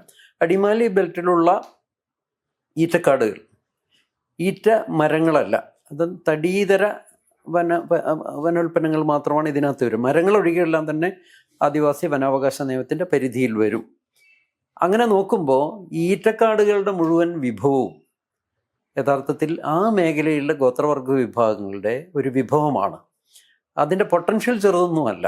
അതിപ്പോൾ ട്രാവൻകൂർ റയൻസിനോ അല്ലെങ്കിൽ ബിർളക്കോ കൊടുത്തിട്ട് ഒരു പൾപ്പാക്കുക മാത്രമാണ് അവർ ചെയ്യുന്നത്. ഇതിനതീതമായി ഈ ബാംബു എന്ന് പറയുന്ന സാധനത്തിന് ഒത്തിരി മാന്ത്രിക ശേഷിയുള്ളതാണത്. പ്രത്യേകിച്ചും കാലാവസ്ഥാ വ്യതിയാനത്തിൻ്റെ വലിയൊരു ഭീഷണി ലോകം നേരിട്ടുകൊണ്ടിരിക്കുമ്പോൾ ഇതിൻ്റെ വാല്യൂ ആഡഡ് പ്രോഡക്റ്റിൻ്റെയും മാർക്കറ്റിങ്ങും വ്യവസായ സാധ്യതയുടെയും പൊട്ടൻഷ്യൽ വലുതാണ്. ഇപ്പോൾ കേരള ഗവൺമെൻറ്റിന് ഇപ്പം UNDPയുടെ 8,000 കോടി രൂപ ഈ ബാംബു മിഷന് കിട്ടിയിട്ട് വർഷങ്ങളായി. പക്ഷേ ഇതിൽ 10 പൈസ ഈ വിഭാഗത്തിൻ്റെ ഗ്രാമസഭകളിലൂടെ ഈ വിഭവത്തെ കൈകാര്യം ചെയ്യാൻ ഇപ്പോഴും ഗവൺമെൻറ് ഉപയോഗിച്ചിട്ടില്ല. വനാവകാശ നിയമം വന്നതിന് ശേഷം ഈറ്റപ്പെട്ടവർ നിർത്തി. ട്രാവൻകൂർ റയൻസിനൊക്കെയാണ് അത് കൊടുത്തുകൊണ്ടിരിക്കുന്നത്. പക്ഷേ ഈ വർഷം വീണ്ടും ബാംബു കോർപ്പറേഷൻ അവർ അത് കൊടുത്തു. ബാംബു കോർപ്പറേഷനെ തൊടാൻ യഥാർത്ഥത്തിൽ അധികാരവും അവകാശമില്ല. അതുകൊണ്ട് എന്താ സംഭവിച്ചിരിക്കുന്നത് പറഞ്ഞാൽ ദേശീയ തലത്തിൽ വലിയ മുന്നേറ്റം, പ്രത്യേകിച്ചും ബസ്തറിലൊക്കെ തന്നെ വലിയ കുഴപ്പമുള്ളപ്പോഴും ഛത്തീസ്ഗഡിലൊക്കെ പല മാവോയിസ്റ്റ് ഇൻഫ്ലിക്ഷൻ്റെ പേരിലുള്ള മറ്റ് അരക്ഷിതാവസ്ഥയൊക്കെ ഉള്ളപ്പോഴും വലിയ മുന്നേറ്റം ഇത്തരം ഗ്രാമസഭകൾ ഉണ്ടാക്കിയിട്ടുണ്ട്. ജീവിതത്തിൽ വലിയ മാറ്റം ഉണ്ടാക്കിയിട്ടുണ്ട്. ഒരുപക്ഷെ ഭാവി ഇന്ത്യക്ക് ഈ പറയുന്ന ജൈവസമ്പത്തിനെ ഏറ്റവും കൂടുതൽ പൊട്ടൻഷ്യൽ ഫോഴ്സാക്കി ഒരു സാമ്പത്തികവും വലിയ രാഷ്ട്രീയ ശക്തിയാക്കി മാറ്റാനുള്ള ഒരു വിഭവത്തെ എങ്ങനെ യൂസ് ചെയ്യണം എന്നുള്ളതിൻ്റെ ഉൾക്കാഴ്ചയില്ലാത്തത് കൊണ്ടാണ് ഈ കമ്മ്യൂണിറ്റി ഫോറസ്റ്റ് അവർ അംഗീകരിക്കാത്തത്. ഈ വനാവകാശ നിയമം അനുസരിച്ചുള്ള വനവിഭവ മേഖല അല്ലെങ്കിൽ സാമൂഹിക വനാവകാശത്തിൻ്റെ മേഖല തിട്ടപ്പെടുത്തി കഴിഞ്ഞാൽ സ്വാഭാവികമായും ഇവർക്ക് ഇവരുടെ ഗ്രാമസഭകൾ എന്നുള്ള നല്ല ജീവിതത്തെ ഭയങ്കര എന്താണ് പറയേണ്ടത് ഒരു സത്വരമായി വികസനമാക്കി എടുക്കാൻ പറ്റും. കേരളത്തെ സംബന്ധിച്ചിടത്തോളം ജനകീയാസൂത്രണം വലിയ ആഘോഷിച്ച് നടപ്പാക്കിയ ഒരു സംസ്ഥാനമാണല്ലോ. ഇവിടെ എത്തി നിൽക്കുന്നു നമ്മളിപ്പം അനലൈസ് ചെയ്യേണ്ടതാണ്. ആ ഗ്രാമസഭകളിലേക്ക് തിരിച്ചു പോകണം. എങ്ങനെ പോകണം എന്നുള്ളതിന് ഈ പറയുന്നെല്ലാം ബ്യൂറോക്രാറ്റിക് മാനേജ്മെൻറ്റിന് ഒരു കൺസെപ്റ്റിലാണ് ഇപ്പോൾ കേരളം നമ്മൾ സംസാരിച്ചു തുടങ്ങിയപ്പം താങ്കളെ ചോദിച്ചപ്പോൾ ഞാനൊരു കാര്യമുണ്ട്. ടെക്നോക്രസി, അതുപോലെ ഇവൻറ്റ് മാനേജ്മെൻറ്റ് ഏൽപ്പിക്കുക, മറ്റു ഉപദേശകരെ ഏൽപ്പിക്കുക, കൺസൾട്ടൻസി ഏൽപ്പിക്കുക തുടങ്ങിയ ലെവലിലേക്ക് ഈ പറയുന്ന വികസനത്തിൻ്റെ ഒരു അപ്രോച്ച് മാറിയോടുകൂടി ഗ്രാമസഭാ രാഷ്ട്രീയത്തെ എല്ലാവരും കൈയൊഴിഞ്ഞു. അവിടെയാണ് അതിന് പ്രശ്നം കിടക്കുന്നത്. അതുകൊണ്ട് തന്നെ ഏറ്റവും താഴെത്തട്ടിൽ ഡിസിഷൻ മേക്കിംഗ് എടുക്കാനുള്ള ബോഡികൾ എന്നുള്ള നിലയിൽ പഞ്ചായത്ത് രാജിൻ്റെ ഉള്ളിൽ ഇപ്പം ഗ്രാമസഭകൾ ഇന്നാക്റ്റീവാണ്. ആ പഞ്ചായത്ത് രാജുകൾ ഗ്രാമസഭ ആക്ടിവേറ്റ് ചെയ്യുമ്പോൾ തന്നെ സാമൂഹികമായി വളരെ വ്യതിരിക്തമായ ഒരു സംസ്കാരവും ജീവിതവും ടെറിട്ടറിയുള്ള ജനവിഭാഗങ്ങൾക്ക് അവർ തീരുമാനിക്കാനുള്ള അനുവാദം നൽകണം. ഒരു സമൂഹം അവരെ കേൾക്കണം. അപ്പോൾ അവർക്ക് ആ സഭ ചേരാനുള്ള സാധ്യതയും ഈ ജനകീയ ആസൂത്രണത്തിൽ എടുത്തു കളഞ്ഞു, റദ്ദാക്കപ്പെട്ടു. ഇപ്പോൾ അയൽക്കൂട്ടങ്ങൾ എന്നൊക്കെ അയൽസഭകൾ എന്നൊക്കെ പറയുന്നു എന്നല്ലാതെ ഈ ഒരു വില്ലേജ് കമ്മ്യൂണിറ്റി ഇപ്പം നമുക്കിപ്പോൾ വനാവകാശ നിയമത്തിൻ്റെ ഒരു ഡിസിഷൻ മേക്കിംഗ് ബോഡിയായിട്ട് എടുത്തിരിക്കുന്നത് പെസാ നിയമത്തെയാണ്. പെസാ നിയമത്തിലെ വില്ലേജുകൾ അല്ലെങ്കിൽ ഗ്രാമങ്ങൾ എന്ന് പറയുന്ന ഒരു സങ്കല്പത്തെയാണ് അതേപോലെ ദത്തെടുത്തിരിക്കുന്നത് പെസാ നിയമം. അപ്പോൾ പെസാ നിയമത്തിൽ വില്ലേജുകൾ എന്ന് ഡിഫൈൻ ചെയ്തിരിക്കുന്നത് കമ്മ്യൂണിറ്റി എന്നൊരു പദത്തെയാണ് നിർവഹിച്ചിരിക്കുന്നത്. ഒരു സമൂഹം, അത് ഉപജാതികൾ എന്നുള്ളതല്ല, ഏതെങ്കിലും ഗോത്രമല്ല, ഒരു സമൂഹം അതിൻ്റെ ജീവിതത്തെയും സംസ്കാരത്തിൻ്റെയും അതിൻ്റെ മുഴുവൻ കാര്യങ്ങളെയും സ്വയം മാനേജ്മെൻറ്റ് ചെയ്യുന്നുണ്ടോ, ദാറ്റ്സ് ദ കമ്മ്യൂണിറ്റി. മനസ്സിലായില്ല? അപ്പോൾ വളരെ ബ്രോഡായിട്ടുള്ള ഒരു വിശദീകരണമാണ് അതിനകത്ത് ഒരു സമൂഹം എന്നുള്ള നിലയിൽ കൊടുത്തിരിക്കുന്നത്. കമ്മ്യൂണിറ്റി എന്നുള്ളത് ജാതിയല്ല, കമ്മ്യൂണിറ്റി. അതിൽ കുറിച്ചിനുണ്ടാവും, പണിയനുണ്ടായാലും വേറെ കമ്മ്യൂണിറ്റി ഉണ്ടാവും. അതെല്ലാം തന്നെ ആദിവാസികൾ എന്ന് പറയുന്ന കോമൺ സത്വത്തിൻ്റെ അടിസ്ഥാനത്തിൽ ഒരു പ്രദേശത്തെ പ്രകൃതി വിഭവങ്ങൾ എങ്ങനെ കൈകാര്യം ചെയ്യണം, മാനേജ് ചെയ്യണം എന്നതിനെക്കുറിച്ച് അവർക്കൊരു ഉൾക്കാഴ്ചയുണ്ട്. ഈ ഇപ്പൊ വനവിഭവങ്ങളായിക്കോട്ടെ, വനം ആയിക്കോട്ടെ, ഇവരെ മാറ്റി നിർത്തുന്നത് എപ്പോഴും കൺസർവേഷൻ എന്ന് പറഞ്ഞ പേരില്ല, വനം സംരക്ഷിക്കപ്പെടാനുള്ള പറഞ്ഞ പേരില്ല. പക്ഷെ ഇതിനെ വളരെ കൃത്യമായി, വളരെ ജൈവികമായി കാത്തു സൂക്ഷിക്കുന്നതും സംരക്ഷിക്കുന്നതും ഇവരാണ്. പക്ഷെ ഇപ്പൊ ഇവിടത്തെ കേരളത്തിലെ ഫോറസ്റ്റ് എടുത്തു നോക്കിയാൽ അതിൻ്റെ അകത്ത് മുഴുവൻ പ്ലാന്റേഷൻ കൊണ്ടുവന്നതും ഒരു സമയത്ത് ബ്രിട്ടീഷ് കൊളോണിയലിസത്തിന് ഭാഗമായിട്ടുള്ള എന്താ പറയാ ഇതെല്ലാം മാറിയതിന് ശേഷവും പിന്നെ ഒരു സസ്റ്റനൻസ് ഉണ്ടായി വരാൻ വേണ്ടിയിട്ട് ഒരു പുതിയതായിട്ടുള്ള ഒരു പ്ലാനോ പദ്ധതിയോ ഒന്നും ഉണ്ടായിട്ടില്ല. തേക്ക് പ്ലാന്റേഷൻ അല്ലെങ്കിൽ മറ്റു പ്ലാന്റേഷനുകൾ കൊണ്ടുവന്ന് വീണ്ടും വീണ്ടും പിന്നെ സെന്ന പോലെയുള്ള ഇത് കാട്ടില് പിടിപ്പിച്ച് ആദിവാസികളുടെ നൈസർഗികമായ ജീവിതത്തെയാണ് ഈ പറഞ്ഞ ഫോറസ്റ്റ് ഡിപ്പാർട്ട്മെന്റ് പതിപ്പിച്ചത്. Green economic. കാരണം പറഞ്ഞാൽ ഇന്നിപ്പോ ഉള്ള ഈ സസ്റ്റൈനബിൾ ഡെവലപ്മെന്റ് ഗോൾസ് എന്നൊക്കെ അവർ തന്നെ പറയുന്ന ഒരു സംഭവത്തിന് ഏറ്റവും വലിയ ഒരു അടിസ്ഥാനമാണ് ഇവിടെ ഉള്ളത്, കേരളത്തിലുള്ളത് ഇതാണ്. പക്ഷെ അതൊന്നും ഈ ഇതില് പരിഗണിക്കപ്പെടുന്നതേ ഇല്ല, ഈ വികസനത്തിൽ പരിഗണിക്കപ്പെടുന്നതേ ഇല്ല. പിന്നെ കമ്മ്യൂണിറ്റി ഫോറസ്റ്റ് റൈറ്റ് വളരെ കൃത്യമായി അങ്ങനെ ജീവിക്കുന്ന ഇപ്പൊ അട്ടപ്പാടിയില് കുറുമ്പ, മുടുക ബെൽറ്റ് എടുത്ത് നോക്കിക്കഴിഞ്ഞാലൊന്നും പ്രോപ്പർ ആയിട്ടുള്ള കമ്മ്യൂണിറ്റി ഫോറസ്റ്റ് റൈറ്റ് കൊടുത്തിട്ടില്ല, ഇൻഡിവിജ്വൽ ഫോറസ്റ്റ് റൈറ്റും കൊടുത്തിട്ടില്ല. വയനാട്ടിൽ ഇപ്പൊ ഗീതമോശന് കമ്മ്യൂണിറ്റി ഫോറസ്റ്റ് റൈറ്റ് കൊടുത്തെന്ന് പറഞ്ഞ പോലെ ഇൻഡിവിജ്വൽ പട്ട കൊടുത്തേക്കുന്നത് ചില സ്ഥലങ്ങൾക്ക് 4 സെന്റോ 5 സെന്റൊക്കെ, അതായത് അവരുടെ വീടിരിക്കുന്ന സ്ഥലവും അതിനോട് ചേർന്നിട്ടുള്ള സ്ഥാനമാണ്. പിന്നെ വളരെ മോശമായിട്ടുള്ള രീതിയിലാണ് ഈ പറയുന്നൊരു വനത്തിന്റെ ഫ്രിഞ്ചസ് അവർ താമസിച്ചാൽ അവർ വനാവകാശത്തിന് അർഹതയില്ല, വനത്തിന്റെ അകത്താണെങ്കിലാണ് അവർക്ക് വനാവകാശത്തിന് അർഹതയുള്ളൂ എന്നൊക്കെയുള്ള രീതിയിലുള്ള പലതരത്തിലുള്ള മാനിപ്പുലേഷൻസ് പിന്നെ ആളുകളെ ഭീതിപ്പെടുത്തുക. അപ്പൊ അങ്ങനെ തന്നെ വനാവകാശത്തിന്റെ അന്തസത്ത എത്രത്തോളം കേരളത്തിലെ ഈ പറയുന്ന കമ്മ്യൂണിറ്റിക്ക് കിട്ടിയിട്ടുണ്ടെന്ന് പോലും. ഈ ഭൂമിയുടെ വിഷയങ്ങളെല്ലാം തന്നെ യൂറോസെൻട്രിക് ആയിട്ടുള്ള ഒരു വ്യവഹാരമായിട്ട് ഇവർ കാണുന്നുള്ളൂ. ഭൂമി എന്ന് പറഞ്ഞാൽ വ്യക്തികൾക്ക് കൈവശം വെക്കാനുള്ള സ്വത്താണ്. അതിന് പട്ടയം കൊടുക്കണം, അതിന് വിൽപ്പനാവകാശം ഉണ്ടാവണം. അതുകൊണ്ട് പട്ടയ മിഷനാണ് ഇവരുടെ ഈ ഗവൺമെന്റ് ഏറ്റവും വലിയ ഇതിന്റെ അപകടം എവിടെയാന്ന് പറഞ്ഞാൽ ആദിവാസികൾ. അതുകൊണ്ട് വനാവകാശ രേഖകൾ മുഴുവൻ തന്നെ റവന്യൂ പട്ടയം ആക്കി മാറ്റാനുള്ള വലിയൊരു കോൺസ്പിറസി ഇടുക്കിയിലുള്ള കുടിയേറ്റക്കാരും ഗവൺമെന്റും തമ്മിലൊരു കരാറിൽ ഏർപ്പെട്ടിരുന്നു. ആദിവാസി മൂവ്മെന്റിലുള്ള സംഘടനയിൽപ്പെട്ട കമ്പാരിറ്റീവ്ലി ഒരു വെൽ ടു ഡു എന്ന് പറയാവുന്ന ഒരു സെക്ഷൻ അതിന് സപ്പോർട്ട് ചെയ്യുകയും ചെയ്തിരുന്നു. ഇത് അസാധ്യമായിട്ടുള്ളൊരു കാര്യമാണ്. കാരണം വനാവകാശ രേഖ അങ്ങനെ കൈമാറ്റം പാടില്ലാത്ത റെക്കോർഡ് ഓഫ് റൈറ്റ്സ് എന്നാണ് പറയുന്നത്. ടൈറ്റിൽ ഡീഡ് എന്നല്ല പറയാം. ടൈറ്റിൽ ഡീഡ് തന്നെയാണെങ്കിലും അത് എന്താണ്, ഇന്നലിയനബിൾ ആണ്, ബട്ട് ഇൻഹെറിറ്റബിൾ. തലമുറ കൈമാറാനോ പറ്റൂ, അത് അന്യാധീനപ്പെടുത്താൻ പറ്റില്ല. എന്ന് പറഞ്ഞാൽ അത് വിൽക്കാനോ വാങ്ങിക്കാനോ പറ്റില്ല മറ്റൊരാൾക്കും. മോഡ്ഗേജ് ചെയ്യാം, പക്ഷേ കേരളത്തിൽ അങ്ങനെ ആദിവാസി ലാൻഡ് മോഡ്ഗേജ് ചെയ്യാണ്ട് ബാങ്കുകളില്ലാത്ത വലിയ പരിമിതിയുണ്ട്. ഞങ്ങളങ്ങനെ ഒരു ബദലാണ് വയ്ക്കുന്നത്. അതുകൊണ്ട് ഇത് വിൽക്കാനുള്ള അവകാശം വേണമെന്ന് പറഞ്ഞിട്ടുള്ള വലിയൊരു ഒരു വ്യൂ കേരളത്തിൽ പുറത്തുണ്ട്. ഇത് ഈ കുടിയേറ്റക്കാർക്ക് പട്ടയം കൊടുത്ത് അവരുടെ പ്രധാനപ്പെട്ട ഒരു ആവശ്യം അതാണ്. ഇടുക്കി ജില്ലയിൽ റോഷി അഗസ്റ്റിൻ പോലുള്ളവരൊക്കെയാണ് അത് ഫിഗർ ഹെഡ് ചെയ്യുന്നത്. ഒരു വിഭാഗം ആദിവാസികളെ കൂട്ടി ഈ ഇടതുപക്ഷ ഗവൺമെൻറ് 2016 അധികാരത്തിൽ വന്നതിന് ശേഷം ആദ്യം ചെയ്തത് ഈ വനാവകാശ രേഖകൾ റദ്ദാക്കിക്കൊണ്ട് ഉത്തരവിറക്കുകയാണ്. 2017 ഇറക്കി, അത് അബദ്ധമാണെന്ന് അവർക്ക് മനസ്സിലായതുകൊണ്ട് 2020-ലും 2021-ലായിട്ട് 2 ഉത്തരവുകൾ ഇറക്കി. പിന്നീട് ഇപ്പം ഈ ഫോറസ്റ്റ് വില്ലേജുകളെല്ലാം തന്നെ റവന്യൂ വില്ലേജുകളാക്കുന്ന മറ്റൊരു കൺസെപ്റ്റ് കൊണ്ടുവന്നിട്ട് അതങ്ങനെ ഉത്തരവിറക്കി. ഇതെല്ലാം വളരെ കോംപ്ലിക്കേറ്റഡ് ആയി മാറിയിരിക്കുക. അപ്പോൾ അതിനവർ ഈ ആദിവാസികളൊരു കയ്യേറ്റക്കാരായി കണക്കാക്കുകയും കുടിയേറ്റക്കാർക്ക് പട്ടയം കൊടുത്തല്ലോ 77 ആ ഗണത്തിൽപ്പെടുത്തി ഇതിനെല്ലാം തന്നെ റവന്യൂ പട്ടയമാക്കാൻ. എന്ന് പറഞ്ഞാൽ 93-ലെ ലാൻഡ് അസൈൻമെൻറ്റ് ചട്ടമുണ്ട്. ആ ചട്ടം ഇവർ അപ്ലിക്കബിൾ ആക്കിക്കൊണ്ട് 3 ഉത്തരവ് ഈ ഗവൺമെൻറ് ഇറക്കി. എന്ന് പറഞ്ഞാൽ ആദിവാസി വനാവകാശ രേഖകളെല്ലാം തന്നെ കേരളം മുഴുവൻ റദ്ദാക്കാൻ തീരുമാനിച്ചൊരു ഗവൺമെൻറ്റാണത്. അത് അസാധ്യമാണ്, ഭരണഘടനാ വിരുദ്ധമാണ്, ഇല്ലീഗലാണത്. അതിപ്പോൾ കേന്ദ്ര ഗവൺമെൻറ് അതിനെതിരെ ഇവർക്കൊരു ഇൻഡാസ് അയച്ചിട്ടുണ്ട്. അത് അങ്ങനെ ചെയ്യാൻ പാടില്ല എന്ന് പറഞ്ഞു.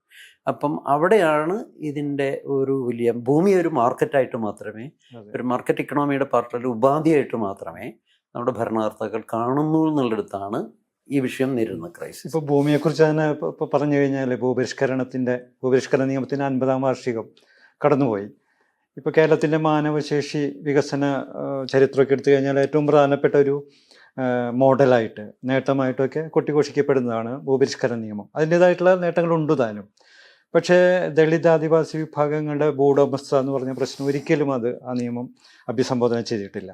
അപ്പം അതിൻ്റെ ചർച്ചയ്ക്ക് ഉയർന്നു വരുമ്പോൾ സാധാരണ പറയാറുള്ള ഈ ഇടതുപക്ഷത്തു നിന്ന് ഉയർന്നു വരുന്ന വാദം, ഇടതുപക്ഷത്തിൻ്റെ ഒരു നിയമ പദ്ധതി എന്നുള്ള പരിപാടി എന്നുള്ള രീതിയിൽ ഒരു തുടർഭരണം ഉണ്ടാകാത്തത് കൊണ്ടാണ് അതിനൊരു തുടർച്ച ആ രീതിയിൽ കമ്മ്യൂണിസ്റ്റ് സർക്കാർ 57 ഉദ്ദേശിച്ചൊരു തുടർച്ച അതിനുണ്ടാകാൻ കഴിയാതെ പോയെന്നുള്ളൊരു വിശദീകരണം അവരുടെ ഭാഗത്തുനിന്ന് വരാറുണ്ട്. ശരിക്കും ഈ ഭരണ സംവിധാനങ്ങളുടെ തുടർച്ചയുടെ പ്രശ്നമാണ് ഭൂപരിഷ്കരണ നിയമത്തിൻ്റെ ഒരു പൂർത്തീകരണം അസാധ്യമാക്കിയത്. ഭൂപരിഷ്കരണ നിയമം യഥാർത്ഥത്തിൽ കുടിയാന്മ പരിഷ്കരണം മാത്രമേ നടത്തിയിട്ടുള്ളൂ എന്നുള്ളതാണ് അതിൻ്റെ ഒരു സത്യം. അപ്പം അത് കേരളത്തിലെ എല്ലാ വിഭാഗങ്ങളെയും, സാമൂഹിക വിഭാഗങ്ങളെയും, ലാൻഡുമായി ബന്ധപ്പെട്ട ഭൂമിയുമായി ജൈവബന്ധമുള്ള എല്ലാ സാമൂഹിക വിഭാഗങ്ങളുടെയും വിഷയങ്ങളത് അഭിസംബോധന ചെയ്തിട്ടില്ല എന്നുള്ളതാണ് യാഥാർത്ഥ്യം. അതിലേറ്റവും എടുത്തു പറയാവുന്ന 2 വിഭാഗങ്ങൾ ദളിതരും ഗോത്രവർഗ്ഗക്കാരും, ആദിവാസികളാണ്. അപ്പം നമുക്കറിയാം ഭൂപരിഷ്കരണ നിയമം പോസിറ്റീവാണ്. അത് ജന്മിത്വത്തിൻ്റെ പഴയകാല അനീതികളെല്ലാം തന്നെ അതിൻ്റെ കടക്ക് കത്തിച്ച് വെച്ചിട്ടുണ്ട് എന്നുള്ളത് ശരിയാകുമ്പോൾ തന്നെ കുടിയാന്മാർക്കോ അല്ലെങ്കിൽ പട്ടക്കുടിയാന്മാർക്കുള്ള സ്ഥിരാവകാശം മാത്രമേ അത് നൽകിയിട്ടുള്ളൂ. ദളിത് വിഭാഗങ്ങൾ ഇങ്ങനെ സ്ഥിരാവകാശം കിട്ടുന്ന ആളുകളുടെ ഭൂമിയിൽ നിന്നും കുടിയിറക്കപ്പെടാതിരിക്കാൻ, അല്ലെങ്കിൽ കുടിയിറക്കപ്പെടേണ്ടി വരുമല്ലോ സ്വാഭാവികമായിട്ടും, അത് പ്രിയംപ്റ്റ് ചെയ്തുകൊണ്ട് മുൻകൂർ കണ്ടുകൊണ്ടാണ് ആദ്യം കുടികിടപ്പ് നിയമം നടപ്പാക്കിയത്. അപ്പോൾ ഇന്നലെയും CPM-മായി ബന്ധപ്പെട്ടവരുടെ PKS-ൻ്റെ നേതാവിൻ്റെ ഒരു കുറിപ്പ് ഞാൻ കാണുകയും ഞാൻ അതിനൊരു മറുപടി എഴുതിയിട്ടുണ്ട്. അപ്പോൾ അതിൻ്റെ ഏറ്റവും പോസിറ്റീവായൊരു സംഭവമായിട്ട് എടുത്ത് പറഞ്ഞിരിക്കുന്നത് അത് വലിയൊരു മനുഷ്യാവകാശ പ്രശ്നം അഡ്രസ്സ് ചെയ്തു, കുടിയിറക്ക് തടയപ്പെട്ടു എന്ന്. ശരിയാണത്, അത്രയും മാത്രമേ ഫലമുള്ളൂ. പക്ഷേ ഇവിടെ പരിഗണിക്കപ്പെടാതിരുന്നൊരു കാര്യം, കേരളത്തിലെ ഈ ദളിതർ എന്ന് പറയുന്ന വിഭാഗങ്ങൾ അടിയാളത്വത്തിനും വിധേയമാക്കപ്പെട്ട, പഴയ പോലെയുള്ള അടിമത്തമല്ല എങ്കിലും അടിയാളത്വം എന്ന് പറയുന്നത് ഭൂമിയോടൊപ്പം കെട്ടിയിടപ്പെട്ടിരുന്ന ഒരു വിഭാഗക്കാരാണിവർ. ഭൂമിയോടൊപ്പം കൈമാറ്റം ചെയ്യപ്പെട്ടവർ, അല്ലെ വാങ്ങുകയും വിൽക്കുകയും ചെയ്യപ്പെട്ടവരാണെന്നാണെങ്കിൽ നമുക്ക് പറയാം. ആ അടിയാളത്വം എന്ന് പറയുന്ന ഒരു വിഭാഗത്തിൻ്റെ വിഷയത്തെ ഈ ഭൂപരിഷ്കരണ നിയമത്തിൻ്റെ ഏതെങ്കിലും ഭാഗത്ത് അഡ്രസ്സ് ചെയ്തില്ല എന്നുള്ളതാണ് ഒന്നാമത്തെ പരാതി. ക്വസ്റ്റ്യൻ, ഇവരുടെ പൗരാവകാശം അംഗീകരിക്കുമ്പോൾ തന്നെ എന്തുകൊണ്ട് ഈ വിഭാഗത്തിന് കൃഷിഭൂമി നൽകുന്ന ഒരു പദ്ധതി ഇതിൻ്റെ ഭാഗമായി പരിഗണിച്ചില്ല എന്നുള്ളതാണ് ഒന്നാമത്തെ പ്രശ്നം. രണ്ടാമത്തത്, കേരളത്തിൻ്റെ പശ്ചിമഘട്ട മേഖലയിലുണ്ടായിരുന്ന വലിയൊരു വിഭാഗം ഇതിന്. അപ്പം ആർ ശങ്കർ മന്ത്രിസഭയുടെ കാലത്ത് ഏതാണ്ട് 2000 സ്ക്വയർ കിലോമീറ്ററോളം വരുന്ന വ്യാപ്തിയുള്ള ഏരിയ 1ാം ഗോത്രവർഗ കമ്മീഷൻ്റെ നിർദ്ദേശം അനുസരിച്ച് ഷെഡ്യൂൾ ചെയ്യാനായിട്ട് ആർ ശങ്കർ മിനിസ്ട്രി തീരുമാനിച്ചിരുന്നു. 1964 എൻ്റെ ഓർമ്മ. അത് പിന്നീട് ഒരു മിനിസ്ട്രിയും ഫോളോ അപ്പ് ചെയ്യുന്നില്ല. ഈ ഒരു പീസ് ഓഫ് ക്യാബിനറ്റ് ഡിസിഷൻ അല്ലാതെ ഗോത്രവർഗ വിഭാഗങ്ങളുടെ ഒരു വിഷയവും ഈ കാലഘട്ടത്തിൽ കമ്മ്യൂണിസ്റ്റുകളോ CPI ആകട്ടെ CPM ആകട്ടെ പരിഗണിച്ചതേയില്ല. അവിടെ 2-3 പ്രശ്നങ്ങൾ വരുന്നത് എന്ന് പറഞ്ഞാൽ, ഒന്ന്, ദളിതരും ആദിവാസികളുമായിട്ടുള്ള വലിയൊരു വിഭാഗക്കാർ വാരം, പാട്ടം തുടങ്ങിയ രീതിയിൽ ഭൂമിയിൽ കൃഷി ചെയ്ത് വന്നിരുന്നവരാണ്. ഏറ്റവും നല്ല അട്ടപ്പാടിയെ സംബന്ധിച്ച് വലിയ സമഗ്ര പഠനമുണ്ട്. അപ്പോൾ പിൽക്കാലത്ത് 60-70 കുടിയേറ്റക്കാർ ചെല്ലുമ്പോൾ മുപ്പിൽ നായർ പോലുള്ള വലിയ ഫാമിലിയെല്ലാം തന്നെ അവർക്ക് ചെന്ന് കാശ് കൊടുക്കും. ഇവരാണ് അവിടുത്തെ കുടിയാന്മാരുടെ ലിസ്റ്റിലേക്ക് കടന്നു വരുന്നത്. അപ്പോൾ ഭൂപരിഷ്കരണ നിയമം നടപ്പാക്കിയപ്പം ഈ ഭൂമിയിൽ പാരമ്പര്യമായി കൃഷി ചെയ്ത വലിയൊരു വിഭാഗം ആദിവാസികൾ ഭൂമിയിൽ നിന്ന് നിഷ്കാസനം ചെയ്യപ്പെട്ടു. അപ്പോൾ ആ കോളനികൾ എന്ന് പറയുന്നൊരു രൂപവൽക്കരണത്തിൽ ഈ കുടികിടപ്പ് വലിയൊരു പങ്കാണ് വരാണ്, പരസ്പരപൂരമായി പോകുന്നതാണ്. അഥവാ കോളനികളെ വിപുലീകരിക്കുന്നതിൽ ഈ പറയുന്ന ഒരു മൂപ്പൻ പോലെയാണ് കുടികിടപ്പ് കൊടുക്കുന്നതെങ്കിൽ അടുത്ത് അതൊരു കോളനിയായി മാറുകയാണ് ചെയ്യുന്നത്. പിന്നീട് അവരുടെ വരുന്ന മൂപ്പന് മാത്രമല്ലേ കൊടുക്കുന്നുള്ളൂ, മക്കൾ, മരുമക്കൾ, അങ്ങനെ അത് വിപുലീകരിച്ച് ചെയ്യുന്ന ഒരു പ്രോസസ്സിലൂടെയാണ് കേരളത്തിൽ ഈ പറയുന്ന ഏതാണ്ട് ഇപ്പോൾ കോളനികളുടെ മൊത്തം എണ്ണം എടുക്കുകയാണെങ്കിൽ 50,000-ത്തിനടുത്ത് 1,00,000 വീട്, SC ST കോളനികൾ, അംബേദ്കർ കോളനികൾ, ചേരികൾ തുടങ്ങിയ എല്ലാം കിടക്കുന്നു. അതിൽ ഈ കോളനികൾ എന്ന് പറയുന്നത് ഈ കേരളത്തിൽ സൃഷ്ടിക്കപ്പെട്ട ഇവരൊരു മുതലാളിത്തം കൃത്യമായിട്ടുണ്ടാവുമെന്നാണ് വിചാരിക്കുന്നത്. നമുക്ക് കുട്ടനാട് അറിയാൻ പറ്റില്ല. 1967 കർഷക തൊഴിലാളി നിയമമൊക്കെ ഉണ്ട്. കാർഷിക പരിഷ്കരണം നടത്തുമ്പോൾ ഇവരെല്ലാം ഒന്ന് ഹ്യൂമൻ ലേബറായിട്ടാണ് കണക്കിലെടുക്കുന്നത്. അതുകൊണ്ട് ഇത്തരം ഒരു വിഭാഗം ഇവിടെ വളരുന്നൊരു കാർഷിക മുതലാളിത്തത്തിന് ആവശ്യമുണ്ട് എന്നുള്ള ഒരു നിഗമനത്തിലാണ് ഇവർ എത്തുന്നതെങ്കിലും ഭൂപരിഷ്കരണത്തിന് ശേഷം ഈ ഭൂമി കിട്ടിയിരിക്കുന്ന ആളുകൾ എന്തതിന് കൃഷിയിൽ ഉറച്ചു നിന്നില്ല. ഫലത്തിൽ ഒരു കൃഷിയിൽ നിന്നെല്ലാം ഉണ്ടായ, പ്രത്യേകിച്ചും ജാതീയമായിട്ട് മധ്യമജാതികളോ ശൂദ്രജാതികളൊക്കെ ആയിരിക്കാം, ക്രിസ്ത്യൻ, ഹിന്ദു എല്ലാ വിഭാഗങ്ങളിലും ഇവരുടെ ഒരു കൂടുതൽ വികസനത്തിന് വേണ്ടി അവർ വിദ്യാഭ്യാസത്തിനാണ് അടുത്ത തലമുറ ഊന്നൽ നൽകിയത്. സ്വാഭാവികമായിട്ടും അവരുടെ അടുത്ത തലമുറ നിക്ഷേപം എയ്ഡഡ് കോളേജുകളിലാവുന്നു, എയ്ഡഡ് സ്കൂളുകളിലാവുന്നു. കേരളത്തിൽ സ്വാഭാവികമായിട്ടും വിദ്യാഭ്യാസ സ്ഥാപനങ്ങൾ ഭൂപരിഷ്കരണത്തിൻ്റെ ഭാഗമായി ഒരു ഡിമാൻഡായി മാറുന്നു. സാമ്പത്തിക ശാസ്ത്രത്തിൻ്റെ രീതിയിൽ പറഞ്ഞ ചോദനയായി മാറുകയും അതിൻ്റെ ഫലം ആരോഗ്യം, വിദ്യാഭ്യാസം തുടങ്ങിയ സാമൂഹിക മണ്ഡലങ്ങളിലാണ് അതിൻ്റെ ഒരു പുരോഗതി ഉണ്ടായത്. അതാണ് കേരള മോഡൽ എന്ന് പറയുന്നത്. എൻ്റെ പോയിന്റ് ഇതാണ്, ദളിത് ആദിവാസി വിഭാഗങ്ങൾ പൂർണ്ണമായിട്ട് അവഗണിക്കപ്പെട്ട വേറെ ഏരിയയും കൂടി ഞാൻ പറഞ്ഞ് അവസാനിപ്പിക്കുക. രണ്ടാമത്തെ ഒരു ഏരിയ കേരളത്തിലെ കൃഷിഭൂമിയുടെ 65% തോട്ടമാണ്. ഭൂപരിഷ്കരണം നടക്കുന്ന ഇതേ കാലഘട്ടത്തിൽ എന്തുകൊണ്ട് ഈ തോട്ടങ്ങൾ ദേശസാൽക്കരിച്ചില്ല? കാരണം വിദേശികളുടെ കയ്യിലായിരുന്ന തോട്ടങ്ങൾ ഗവൺമെൻറ് ഏറ്റെടുക്കാൻ കഴിയുമായിരുന്നിട്ടും അത് ഏറ്റെടുക്കാതിരുന്നത് കൊണ്ട് ഇതെല്ലാം വ്യാജരേഖകളിലൂടെ പിന്നീട് നാടൻ മുതലാളിമാർ കൈവശം വെച്ചിരിക്കുന്നു എന്നുള്ളത് പരസ്യമായ രഹസ്യമാണ്. ഇതിൽ CPIക്കും CPMനും ആണ് മുഖ്യ പങ്കുകൾ. അവരുടെ കാലഘട്ടങ്ങളിലാണ് അത് നടന്നത്. ഇങ്ങനൊരു കോണ്ടെക്സ്റ്റിൽ ഈ രണ്ടാം ഭൂപരിഷ്കരണം നടപ്പാക്കണം എന്നുള്ളത് നമ്മളൊരു ആവശ്യം മുന്നോട്ട് വയ്ക്കുമ്പോൾ അതിൻ്റെ ഒരു പ്രായോഗികത എത്രത്തോളം പ്രതീക്ഷിക്കാവുന്നു? രണ്ടാം ഭൂപരിഷ്കരണം എന്നുള്ള ഒരു വിഷയം ഇപ്പോൾ കൃഷിയിൽ ആദിവാസി ദളിത് വിഭാഗങ്ങളെ എന്ന് പറഞ്ഞാൽ അതിൽ മാത്രം ഉറപ്പിച്ചു നിർത്തുക എന്നുള്ള അർത്ഥത്തിലല്ല. പക്ഷേ ഭൂമി ലഭ്യമായിട്ടുള്ള വിഭാഗങ്ങളിലാണ് യഥാർത്ഥത്തിൽ കേരളത്തിൽ ഈ പറയുന്ന നവോത്ഥാന പ്രോസസ്സ് പോലും നടന്നത് എന്നുള്ളൊരു പ്രശ്നമുണ്ട്.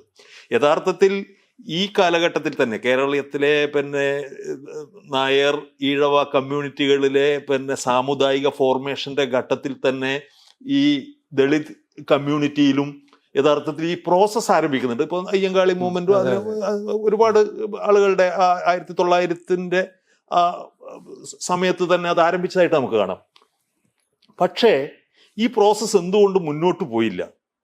ഈ പ്രോസസ്സ് മുന്നോട്ട് പോവാതിരിക്കാനുള്ള വിഭവാധികാരം ഇല്ലാതെ ഒരു സാഹചര്യത്തിൽ സാമുദായിക ഫോർമേഷൻ നടക്കില്ല എന്നുള്ളതാണ്. അപ്പോൾ ഇത് ശരിക്കും ഒരു വലിയ സാമുദായികവൽക്കരണത്തിനും ദളിത് ആദിവാസി വിഭാഗങ്ങളുടെ സാമുദായികവൽക്കരണത്തിനും ഈ വിഭവാധികാരം ഇല്ലാത്തത് ഒരു പ്രധാനപ്പെട്ട തടസ്സമായി വന്നു എന്നുള്ളത് തിരിച്ചറിഞ്ഞാൽ ഈ വിഭവാധികാരം ഇപ്പോഴും ലഭ്യമാക്കേണ്ടതിൻ്റെ ആവശ്യം അവിടെ നിലനിൽക്കുന്നു. മറ്റൊന്ന്, കൃഷിയിലേക്ക് തിരിച്ച് പോകേണ്ടി വരും. നമുക്ക് കൃഷിയിലേക്ക് തിരിച്ചു പോകേണ്ടി വരും എന്ന് പറഞ്ഞാൽ ഇപ്പോൾ പിന്നെ വളരെ പ്രാഥമികമായിട്ടുള്ള പ്രോസസ്സിലൂടെ നെല്ല്, അരി അല്ലെങ്കിൽ ധാന്യങ്ങൾ ഭക്ഷണ ആവശ്യത്തിന് എന്നുള്ളതിൽ ഉപരിയായി പുതിയൊരു കാലഘട്ടത്തിൽ യഥാർത്ഥത്തിൽ കേരളത്തിൻ്റെ ഒരു നിർമ്മാണ മേഖല നോക്കുക.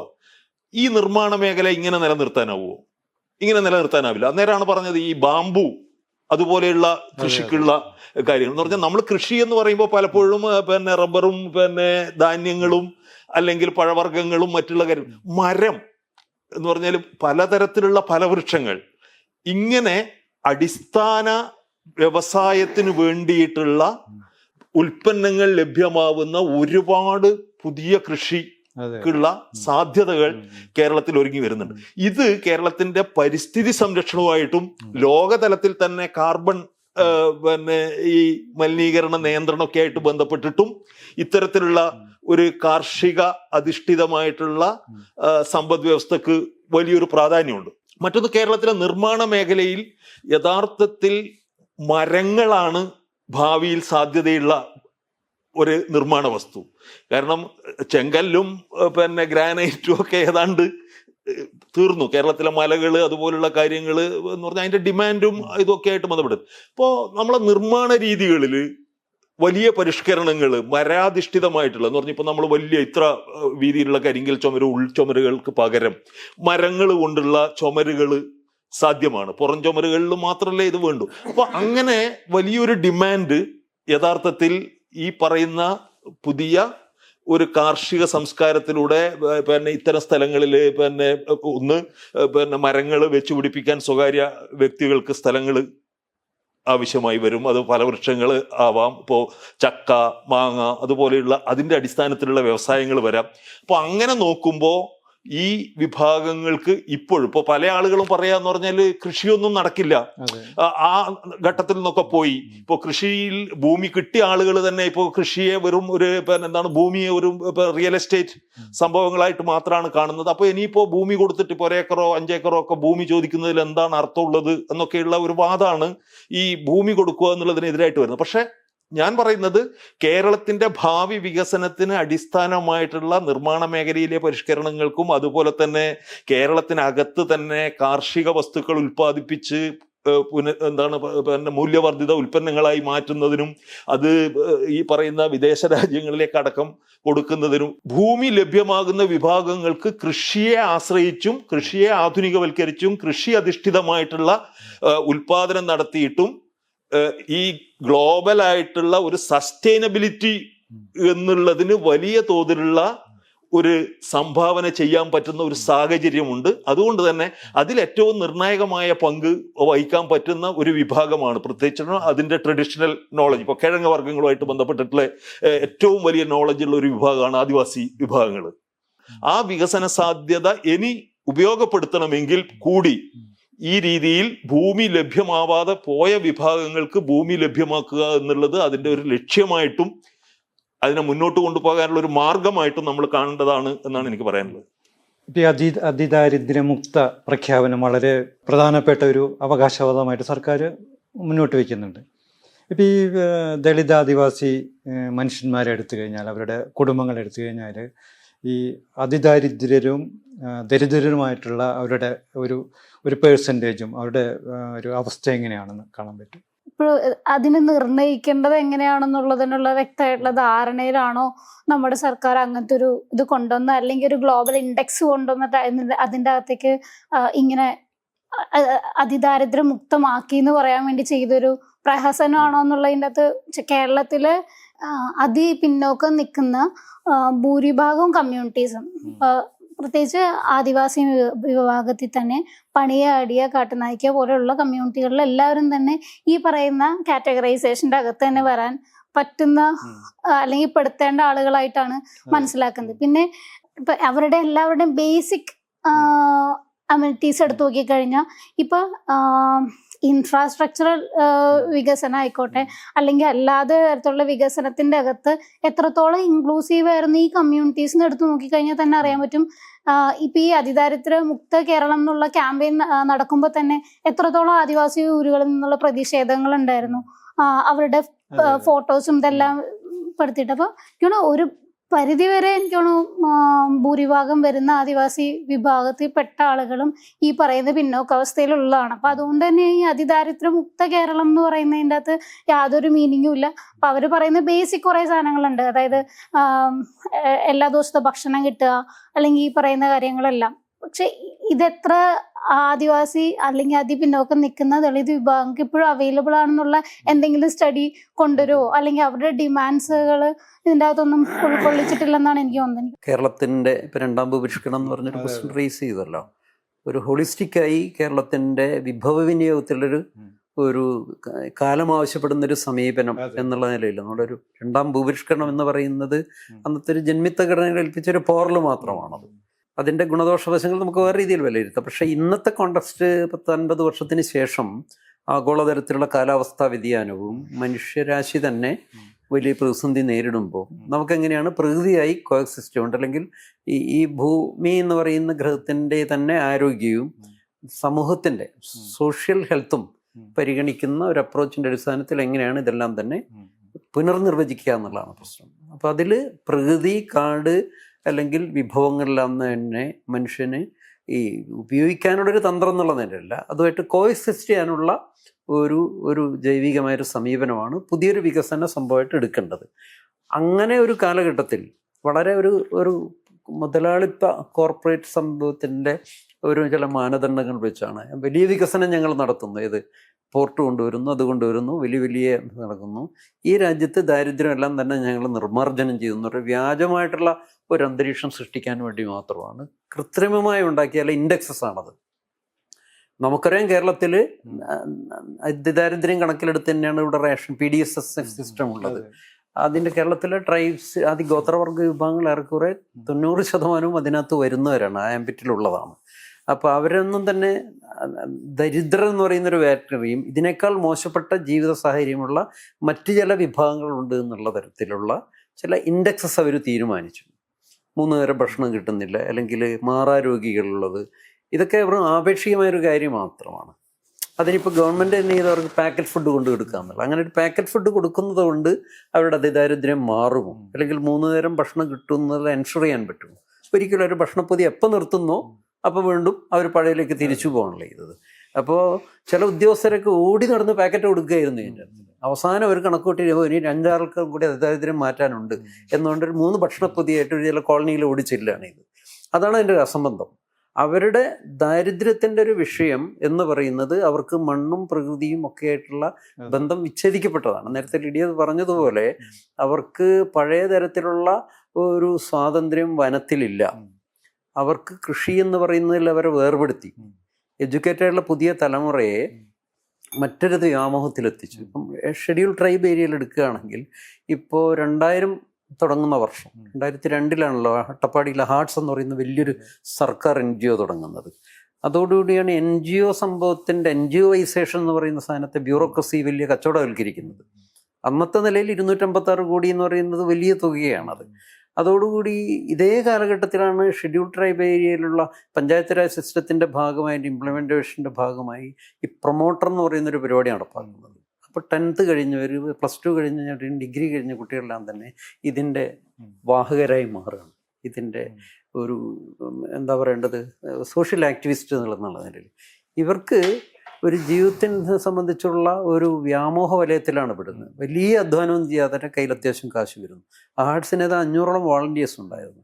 ഈ തലമുറയിൽപ്പെട്ട മുഴുവൻ ചെറുപ്പക്കാരികളുടെയും ഒരു 2 തലമുറയുടെ ജീവിതം നശിപ്പിച്ചു കളഞ്ഞു. ഇവർക്കൊരു സ്ഥിര വരുമാനമുള്ളൊരു എംപ്ലോയ്മെൻറ്റ് പൊട്ടൻഷ്യൽ ക്രിയേറ്റ് ചെയ്യുന്നതിനെക്കുറിച്ചോ മറ്റു ഇവരുടെ NGOകളുടെ പണിക്കാരാക്കി മാറ്റി. ഒരു പ്രോജക്റ്റ് ചെയ്യുന്നു, അടുത്ത പ്രോജക്റ്റിൽ. ഇതിപ്പം വയനാട്ടിൽ അട്ടപ്പാടിയിൽ ഈ 2002 തുടങ്ങിയ സാധനം വലിയ അഴിമതിയിലൊക്കെയാണ് തീർന്നത് നമുക്കറിയാം. ഇപ്പോൾ ഉടൻ എൻആർഎമ്മിൻ്റെ കോൺടെസ്റ്റ് എവിടെയാണോ വരുന്നത് വെച്ചാൽ ശിശുമരണം, 100-ലധികം കുട്ടികൾ മരിക്കുന്നതാണ്.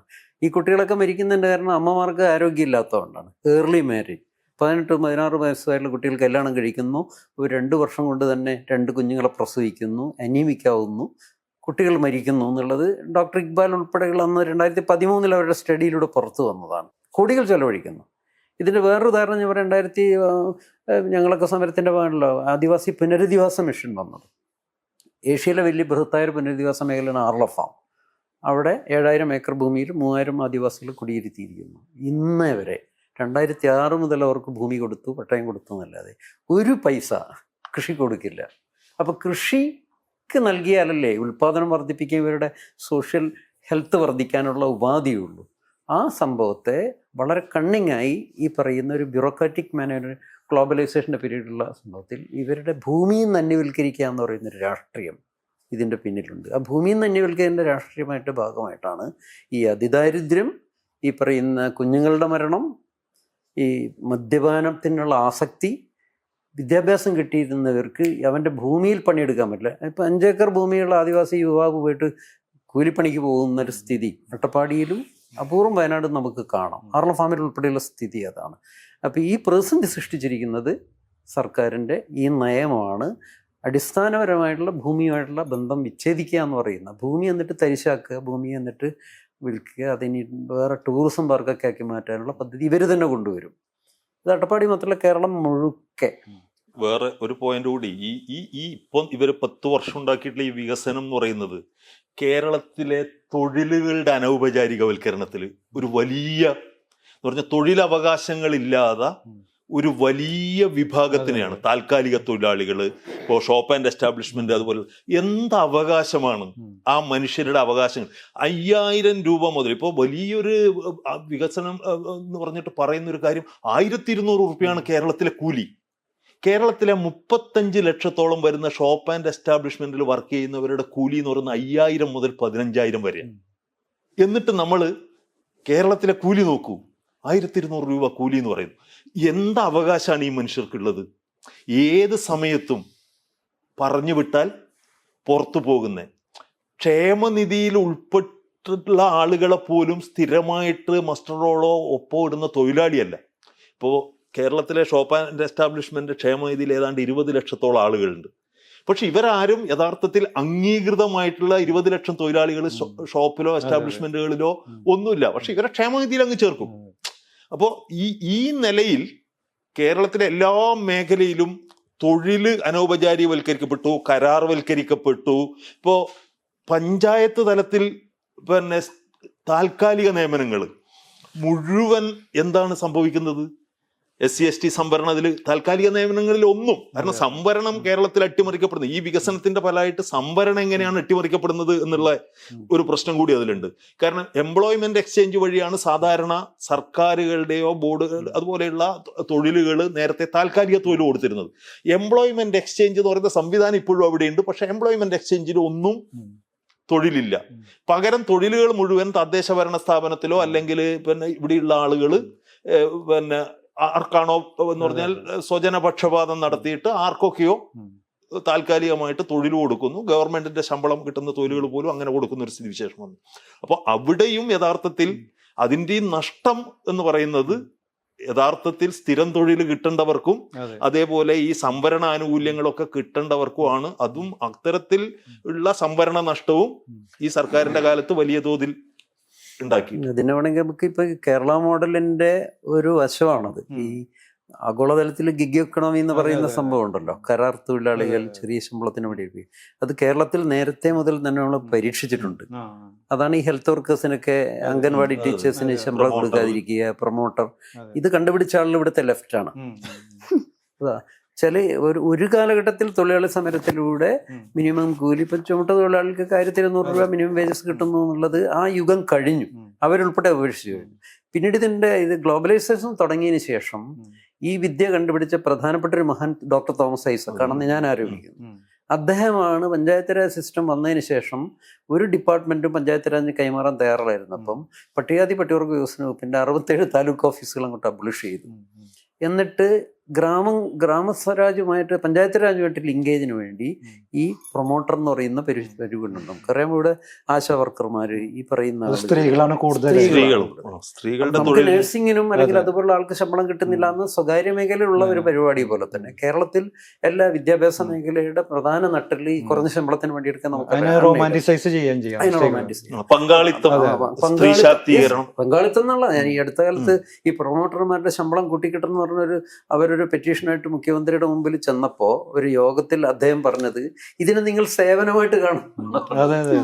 ഈ പ്രൊമോട്ടർ എന്ന് പറയുന്നത് നേരത്തെ 45 വയസ്സ് വരെവർക്ക് ഈ പ്രൊമോട്ടർ പണി ചെയ്യാൻ പറ്റും.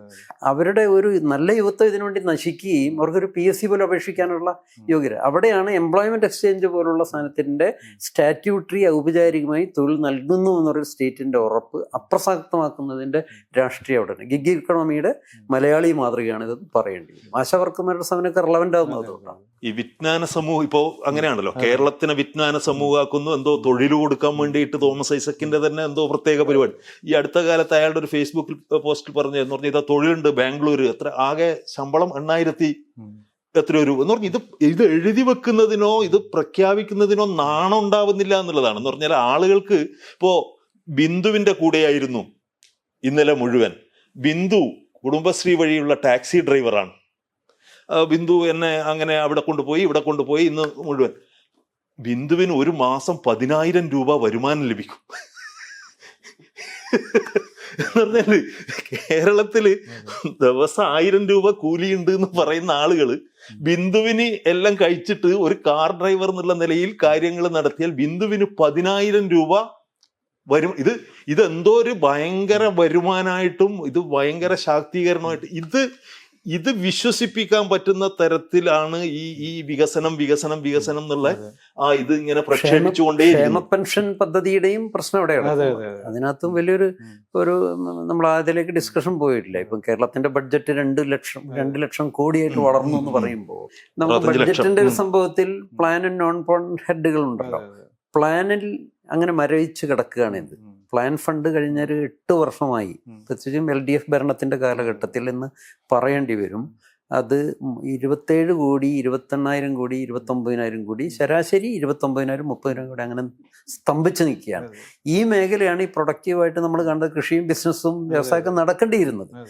ബാക്കി ഈ 2 കോടിയിലുള്ള മുഴുവൻ മേഖല, അതായത് 1,70,000 കോടി എന്ന് പറയുന്നത് നോൺ പ്ലാൻ എന്ന് പറയുന്ന മേഖലയിലെ ശമ്പളം, കിമ്പളം, പെൻഷൻ, അവിടെയാണ് ഈ കടം വാങ്ങിച്ച് ശമ്പളം കൊടുക്കുന്ന, അതായത് എയ്ഡഡുകാർക്കും സർക്കാർ ജീവനക്കാർ ശമ്പളം കൊടുത്തതിന് ശേഷം ബാക്കി കൊണ്ട് ഈ പറയുന്ന ഞങ്ങൾ 1000 കൊടുത്തു, ഇനി UDF 3000 എന്നൊക്കെ പറയുമ്പോഴും ഈ മേഖലയിലുള്ള കളികൾ മാത്രമേ നടക്കുന്നുള്ളൂ. പിന്നെ ഡെവലപ്മെന്റ് എന്ന് പറയുന്ന ഇൻഫ്രാസ്ട്രക്ചർ ഡെവലപ്മെന്റ് വേണ്ടി മുഴുവൻ കിഫ്ബി എന്നുള്ള വായ്പ. ഈ മേഖല നോൺ പ്ലാൻ സെക്ടറിലുള്ള ഈ മേഖലയും കിഫ്ബി എന്ന് കടം വാങ്ങിക്കുന്ന ഈ മേഖലയിൽ നിന്നുള്ള ഒരു പൈസ ഈ പറയുന്ന കേരളത്തിലെ പാർശ്വവൽകൃതരായുള്ള ജനവിഭാഗങ്ങൾ, മത്സ്യത്തൊഴിലാളികൾ, ദളിതർ, തോട്ടം തൊഴിലാളികൾ, അത് ഇവർക്ക് അപ്രാപ്യമാണത്. ദളിതരുടെ വിഭാഗങ്ങളിൽ ചെറിയൊരു ശമ്പളം കിട്ടുന്നൊരു വിഭാഗം മാത്രമേ ഉള്ളൂ നമുക്കറിയാം, ഒരു 1%. അവരിതിൽ അവർക്കൊരു ആക്സസ് ഇല്ല എന്നുള്ളതാണ് ഈ വികസന മോഡലിന്റെ ഒരു അപകടം. ഇതില് വേറൊരു പോയിന്റും കൂടി പറയാം. ഇപ്പൊ കിഫ്ബി ആണ് കേരളത്തിന്റെ വികസനത്തിന്റെ കുതിപ്പിനൊരു വലിയ ഇതായിട്ട് നിറയെ പരസ്യങ്ങൾ എന്ന് പറഞ്ഞാൽ കിഫ്ബിന്റെ ഇഷ്ടം പോലെ പണം ഇപ്പോൾ പരസ്യത്തിന് വേണ്ടി, സർക്കാരിന്റെ പരസ്യത്തിന് വേണ്ടി ചെലവാക്കുക. യഥാർത്ഥത്തിൽ കിഫ്ബി കേരളത്തിൽ എന്താണ് ചെയ്തത്? കിഫ്ബി ഇതുവരെ പൂർത്തീകരിച്ച പദ്ധതികൾ 28,000 കോടി രൂപയാണ്.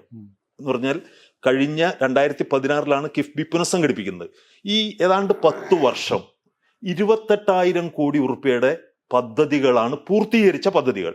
കിഫ്ബി ചെലവാക്കിയ പണം എന്ന് പറഞ്ഞാൽ ഇപ്പോൾ ഓൺഗോയിങ് പ്രൊജക്ടുകൾക്ക് കൊടുത്തതും കൂടി കൂട്ടിയാൽ 38,000 കോടി രൂപയുടെ വികസനമാണ് കിഫ്ബി ഇതുവരെ ഉണ്ടായി. പിന്നെ എന്ന് പറഞ്ഞാൽ ഇപ്പോൾ 5 കൊല്ലത്തേക്ക് നടപ്പിലാക്കുന്ന പദ്ധതികളുടെ ചെലവ് മുഴുവൻ കൂട്ടി 1,10,000 കോടി രൂപയുടെ വികസനം കിഫ്ബി നടപ്പിലാക്കി എന്നാണ് പരസ്യ ബോർഡുകൾ മുഴുവൻ.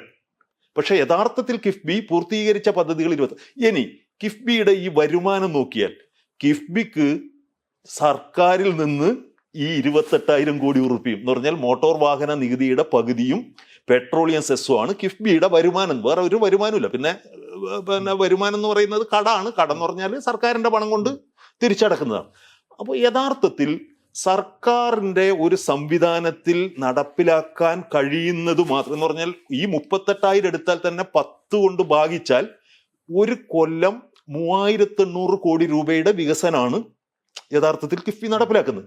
ഈ ഒരു കൊല്ലം 3,800 കോടി രൂപയുടെ വികസനം നടപ്പിലാക്കുന്ന കിഫ്ബിക്ക് ഏതാണ്ട് 2,500 കോടി രൂപയിലധികം, 2,800 കോടി രൂപയിലധികം ഒരു കൊല്ലം സർക്കാരിന്റെ ഈ വരുമാനത്തിൽ തന്നെ വരുന്നു എന്നുള്ളതാണ്.